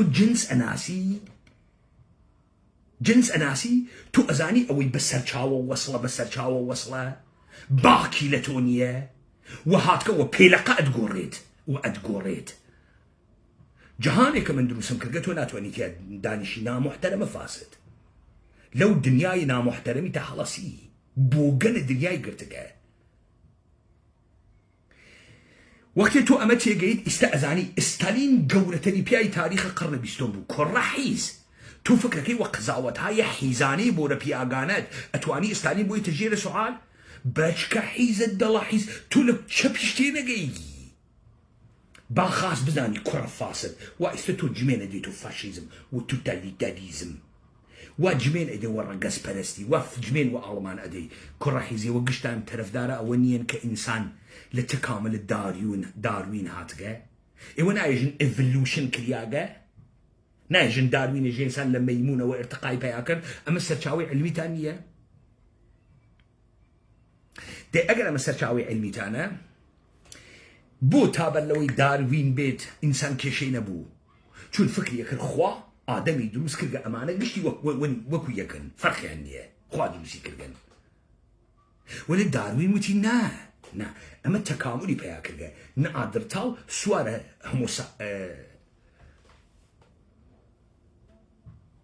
هەمۆساپیەن بووگە ئەمەی دروست کردگە دەی ئەگەر قەرارە ئەمە بە تەکامل ئێڤلوشن دروست بووێ ئیستا علم بە تۆ ئێژێت ئیمکانی هەست نژادێ لە بەشەر بەرتر ئاقڵتر زیرەکتر نژادێ کردتر ئەحمەقتر وێ بۆ تۆ ئەمتە لە سەگ و پشیلانە دیگە هاتێ کەڵکیشیانەکە نەیاندر لە یەکتری سەگتان هەست ئەوە نەسە سەگ هەست 200 کیلۆز نەتان دیگە ئەمە سەرەتای علمی بوو لێ داوتیان ئەمە شبه علم نییە ئەم باوەڕە ئێوە بوو هەموو سەرچاوەکانیشی ئینگلیسی بوون بڕۆن داستانی یوجینی کە ئامۆزاکەی ئاغای داروین بخوێنەوە ئەوەی کە معتەقدە ئێژێ ژنە گەورەکانە تاریخ بمێنێن و جامعە پاک بکەی لە ئینسانە ئەحمەق جامعه پاک بکەی لە ئینسانە جنایەتکار، جامعه پاک بکەی لە ئینسانە ناڕەحەت، یا گونیان بوڕی و ئەختەیان کەی، یا ڕەحەمیان دەربێری، یا بیان کوژی. ئەوە نەبوو لە دادگای نۆرنبرگ ئەرتەشە ئەڵمان قازیەکانە ئەڵمانیان گرت و محاکمەیان نەکرد، وەکیل مدافعەکە وتی ئەم قانونە ئیسێکە لە تەواو ئیاڵاتی ئەمریکا قانونە، بەچی محاکمەمان نەکەن؟ نژادە بەرتەرە دنیا طبق نوویسینە ئینگلیسیەکان، نژادە ئاریاییە چەرمەگە ژێرمانی کە ئینگلیس، ئەمریکا و ئەڵمان بوو. 1935 ئەو ئەندێشەوە لە ئەڵمانە بوو لە بریتانیا خەتەرناکتر لە ناوە هەموو کۆمەلگا و ساختارە دەوڵەت و ساختارە ئەکادمیا بوو کە لە ئەمریکایش بوو. گشتیشی تەوەقوعیە کرد ئەڵمان و بریتانیا و ئەمریکا یەکگرن، نژادە بەرتەرە ئاریا بەسەر دنیا سوارکەن. و ئیستە تۆ بە عنوانە بۆگەن، پێسڕەش، ئەحمەق، بوزینە، ئاریایی ئەیدا دەرە قنت و کۆت و زەنجیری کێشاوی. ئەو وەختەی تر نەوەتوانی گوڵ بخۆی باسم ماڵف و ئەمانە بکەی. کێ گۆڕی ئەمەی گۆڕی؟ ئستالین گۆڕی. ئستالین گۆڕی. ئستالین بازیەکەی زانی. ئستالین چوتەکە هیتلێرە ئەتحادی کرد، خۆی وە گەوج نیشاندا، نەیهێشت ئینگلیس و ئەمریکا ئەتحادەکە هیتلێرەکەن. ئستالین 5 ملیۆن سەربازی لە عەمەلیات باربۆسا بە کوشتا لە کاتێکە 100 جار پێیان وت هیتلەر هەمڕەکەوت. هیتلەر کوڕە خاسەس هەملە ناکا، خۆی کردو گەوج. سەربازە ئەڵمانیەکان هەڕایان کرد، گزارشیاندا وت کۆمونیست بوون، وتیان حەملەتان پێەکەن، گرتیان ئەعدامیان کرد. وتیانوانیە هیتلەر خیانەتمان پێ ناکا، هیتلەر کوڕە خاسەس. ئەیزانی بۆیە فەرمانە تێک و پێکشکان ئەرتشە نازی نەدا کە حملەیان کرد، 5 ملیۆن سەربازی کوژیا. وەلێ ئەگەر ئەرتشە رووسیە شەڕە ئەرتشە ئەڵمانی بکردای لەسەر سنوورە، ئەبوو بە شەڕە فەرمایشی. ئەمریکا و ئینگلیس هەم ئەتحادە جەماهیر شەوروی هەم هیتلێریان تەقویەتە کرد تا ئەم دووە یەکتر کاولکەن و ئەو دووە تەبەنە سەر هەردیان. ئەمە زەرەر بوو. ئەی ئەگەر ستالین بڕوایە هیتلێری محاسرە کردایە چی لە بەرلین؟ ئەو وەختە ئەمریکا و ئینگلیس ئەیانیا پشتە هیتلێر لەبەرەوەی رووسیا سەر نەکەوێ، تەپیانەدا رووسیایە نەخوارد، هیتلێر ژاتە ژێرە دەستیان. سناریۆی خاسێک نەبوو. سناریۆی تر چییە؟ ئێشێ بێڵی هیتلەر بە تەنهایی بێتە ناو رووسیە، تهدید موسکۆ بکە، ئینگلیس و ئەمریکا ئەحساس بکەن ئەگەر ئاڵمان رووسیا بگرێ و هیتلەر سوارەمە لە ئینگلیس و ئەمریکا هەوێ.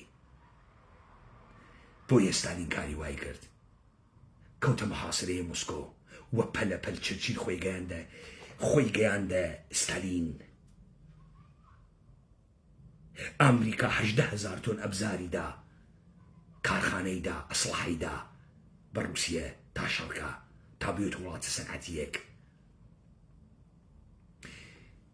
ئستالین قەرنە 20 تەسەوەر کرد حاڵیتە کاورای کرد. جایسە تۆ بڕۆبێژە ئەو 10 ملیۆن نەفر کوژیا، ئەو 30 ملیۆن نەفر کوژیا، 30 ملیۆن پەزە گای وەکو تۆ کوژیا، وەلی دنیای گۆڕی وەگە نەیستە گشتمان لە کۆت و زنجیرە. نژادە بەرتەرە ئاریایی بووین، دایان خەساندین، سوارمانەون، تەجاوزیان پێمانە کرد، ئێمەیان بە بوزینە و مەیمونە دی. بۆ ئێوە نیەن بوزینە نیەن، ئەقڵە بەشەرتانتیانیە نیەن. ئەزانی دەورانە هیتلێر وایە ئێوە گشتیان ئەوەسیان وە گاڕی وەکو هێسەر زەویتان پێ جووت بکەن و ئەیان کرد. ئستالین نجاتیدان، ڕزگاری کردن. دەی تۆ ئیستە جنس ئەناسی یا جنس ناناسی، یا وەکو عورەفا باوەڕ ناکەی خوا ئەرتباتی تەکتاگرتگە، مەشکوکی وە خۆت مەشکوکی وە خوا مەشکوکی. کاریش ئەوێ تۆ چی ماساوکردن بۆ خوا، بی هەمەگان بەسەر شەوەت، بی تۆ بەسەر نەمیشەوەت، داوغە تۆ داوڕە دین دلم جاوێ دەگەر نەمیشەوەت، دیدەی عاقل مەستە تۆ چەرخی چارخ پەستە تۆ گوشە تەرەب بەدەستە تۆ، بی تۆ بەسەر نەمیشەوەت. دەبست چێکی ماساوەکەی بۆ خوا؟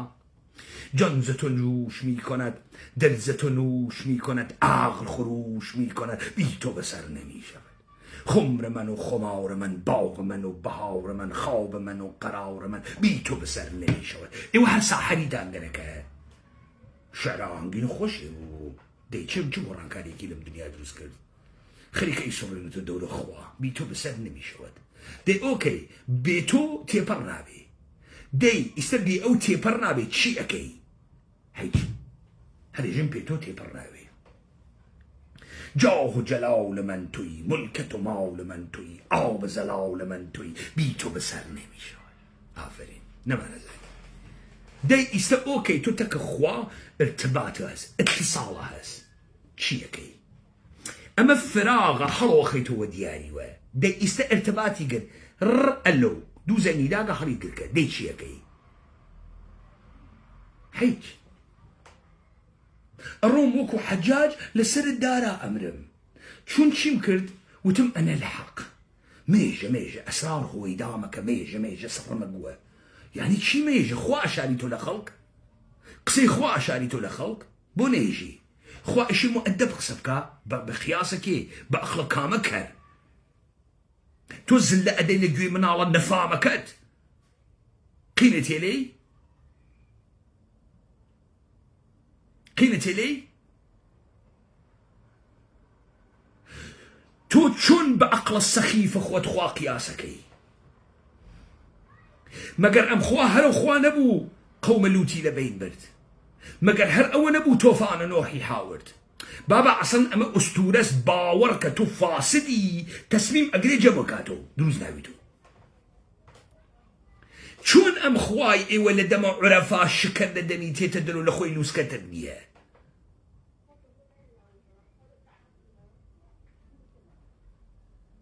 ثم مقصود شيء تماما ام داستانه بانحرافه وي كشي لسورة إنساني وسورة خدايقي لعشق إنساني وعشق خدايقي ترتيبك ناجي كبوشي شيء متفاق بكفي لبرأوي تو بتواني وصل مخوابي لم دنيا لدنياي وصالة لم دنيا كوصل أوي بتواني كريتيفيتي آفراندن بكي وخوا خوا إجازة في الداقة يد الله نيتو يد الله يد الله يتر مسيح روح الله بو تو يد الله ديتواني يد الله توان وكشتي توان التحمله أمتنية نيست ما طلي بزاني أم قشت فاسدة تأيدد أكايا تأيدد ناكا بيغمر كيوات تو شون ارتباط تكو هر كسي تكو ارتباط بشي كلاواتك لا ربوسي وكو عن ترسو هاروي كلاواتك لا ربوسي هو راسي هر كسي لقل خوا ارتباطي بيجي من هذا واقعا اي ومرته وحمالة الحطب جيه اي اكثرهم لا تعقلون شيء اي عوامك الانعام شيء جمين هذا شون جمين هذا الى بئس جهنم شيء ما نجمين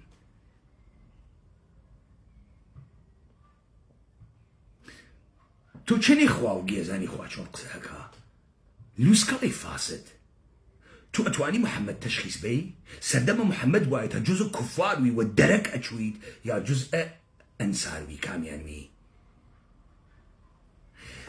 هاتو ناتواني بفهمي بيغمر يجي انا بشر مثلكم انسان عاديك وقران معجزه سي تو شو نوا قريب زين بيغمر لك يقولي خاصو كرقسو بوي اشي انتقادك لويك وبيغمر شو كنت شنو صاليك اخذتك بو تو وايت حد وايت جيجي اوك بحث وابكي تو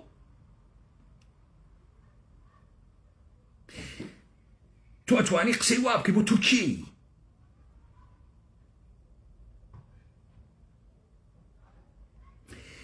تو أزاني جنسي كتي تشي شكلية أوي وا أو ناتواني بيجيت واحد شي محاولة أكا خوي باوري بيناكا تو أجر تشتيك بناو الشهود بيوي تشاود أكريتو أوي خلق نايويني تو أيويني أوي أيويني ناترسي بيجيتي أوي أيويني لو تنيا مقاومة لبرامبر تابكن 1 مليون بيلاقين بياكيشي باك بكسنية أو النايلي تقصد بقرينيتو قصد بينا قوريت نا قوريت حرشي فشار بيري خمزة بكي نا قوريت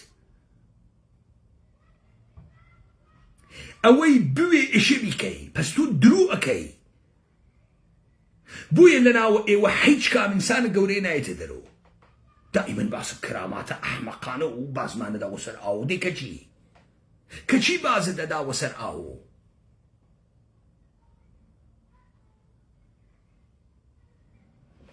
تو إشي هدفك دبوية لاتصالتك أخوة دليلك بوية تو تواني أم دنيا بقري والله شو متصالم كرقتك أخوة خوا كاريكي ومن كرقت تقلل يدم لسر آوا أي آفرم تاو خلق حيران بي دي شبكا والله بارا أجيري معركة ما قلتك واقعا أما أوشتا كسيفسا كبي إجن عرفان خسينة لإنسان قلتي بروين سر أبياتيان قشتي هرمسا وامن وتم قشتي هرمسا جاد وقرية وزوان أوراد ألكي دي واحد شي اللي بيتدرو آخر شي در قورة ترين مرتبة كأسرار هو يداكي أسرار شي هو يداكا ملف خاتدرو فايلة إبسيمة كلنا والله يجي أنا الحق حقا دي شي بكم حقه شي بكم حقه كي حقه شون حقه شي اتفاقي كوي تو بردتي أقرن جواو نايتو ريجي حقا دي والله وانا كر الناس انا وخوان خوش قرك من يا خوش قرك والناس عقلي انا قايل مدن قو اخواك سي خوش مي قرك بردم تيفي عقلي شي ناشكي امل بنقويتا عقلي بشكي تبو متوجه ناوي قرار لم دنيا انسان لمجال جيان اخويا لقامة انساني اخويا بعنوان خليفة الله بتواني اتصالتك اخوابك لدل الرنجو بيت الدرو خدائي بك خوا انساني خوش قالك خوشي قالك خوي دوسي قالك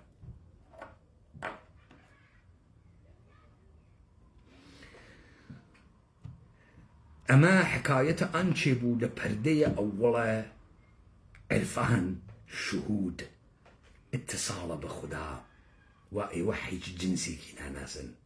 دا يستبرون داني كرامة دار بيرن با من روتيو كمو بزانم شهود ياس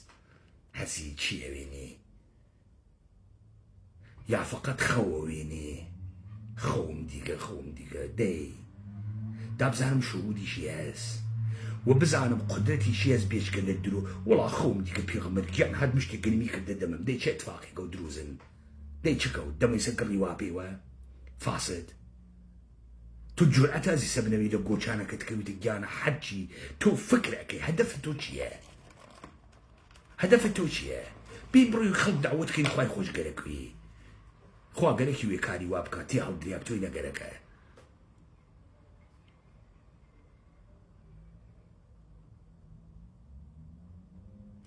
اشي مسيرك يبو محياك يتالو مسيرة قرار بقري اشي انحرافك يبيكو كيتو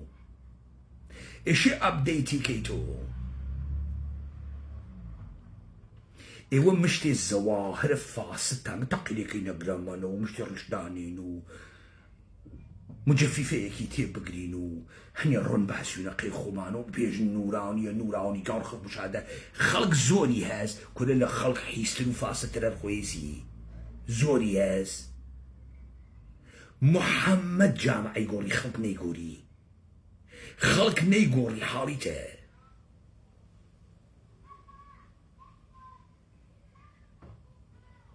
ايوه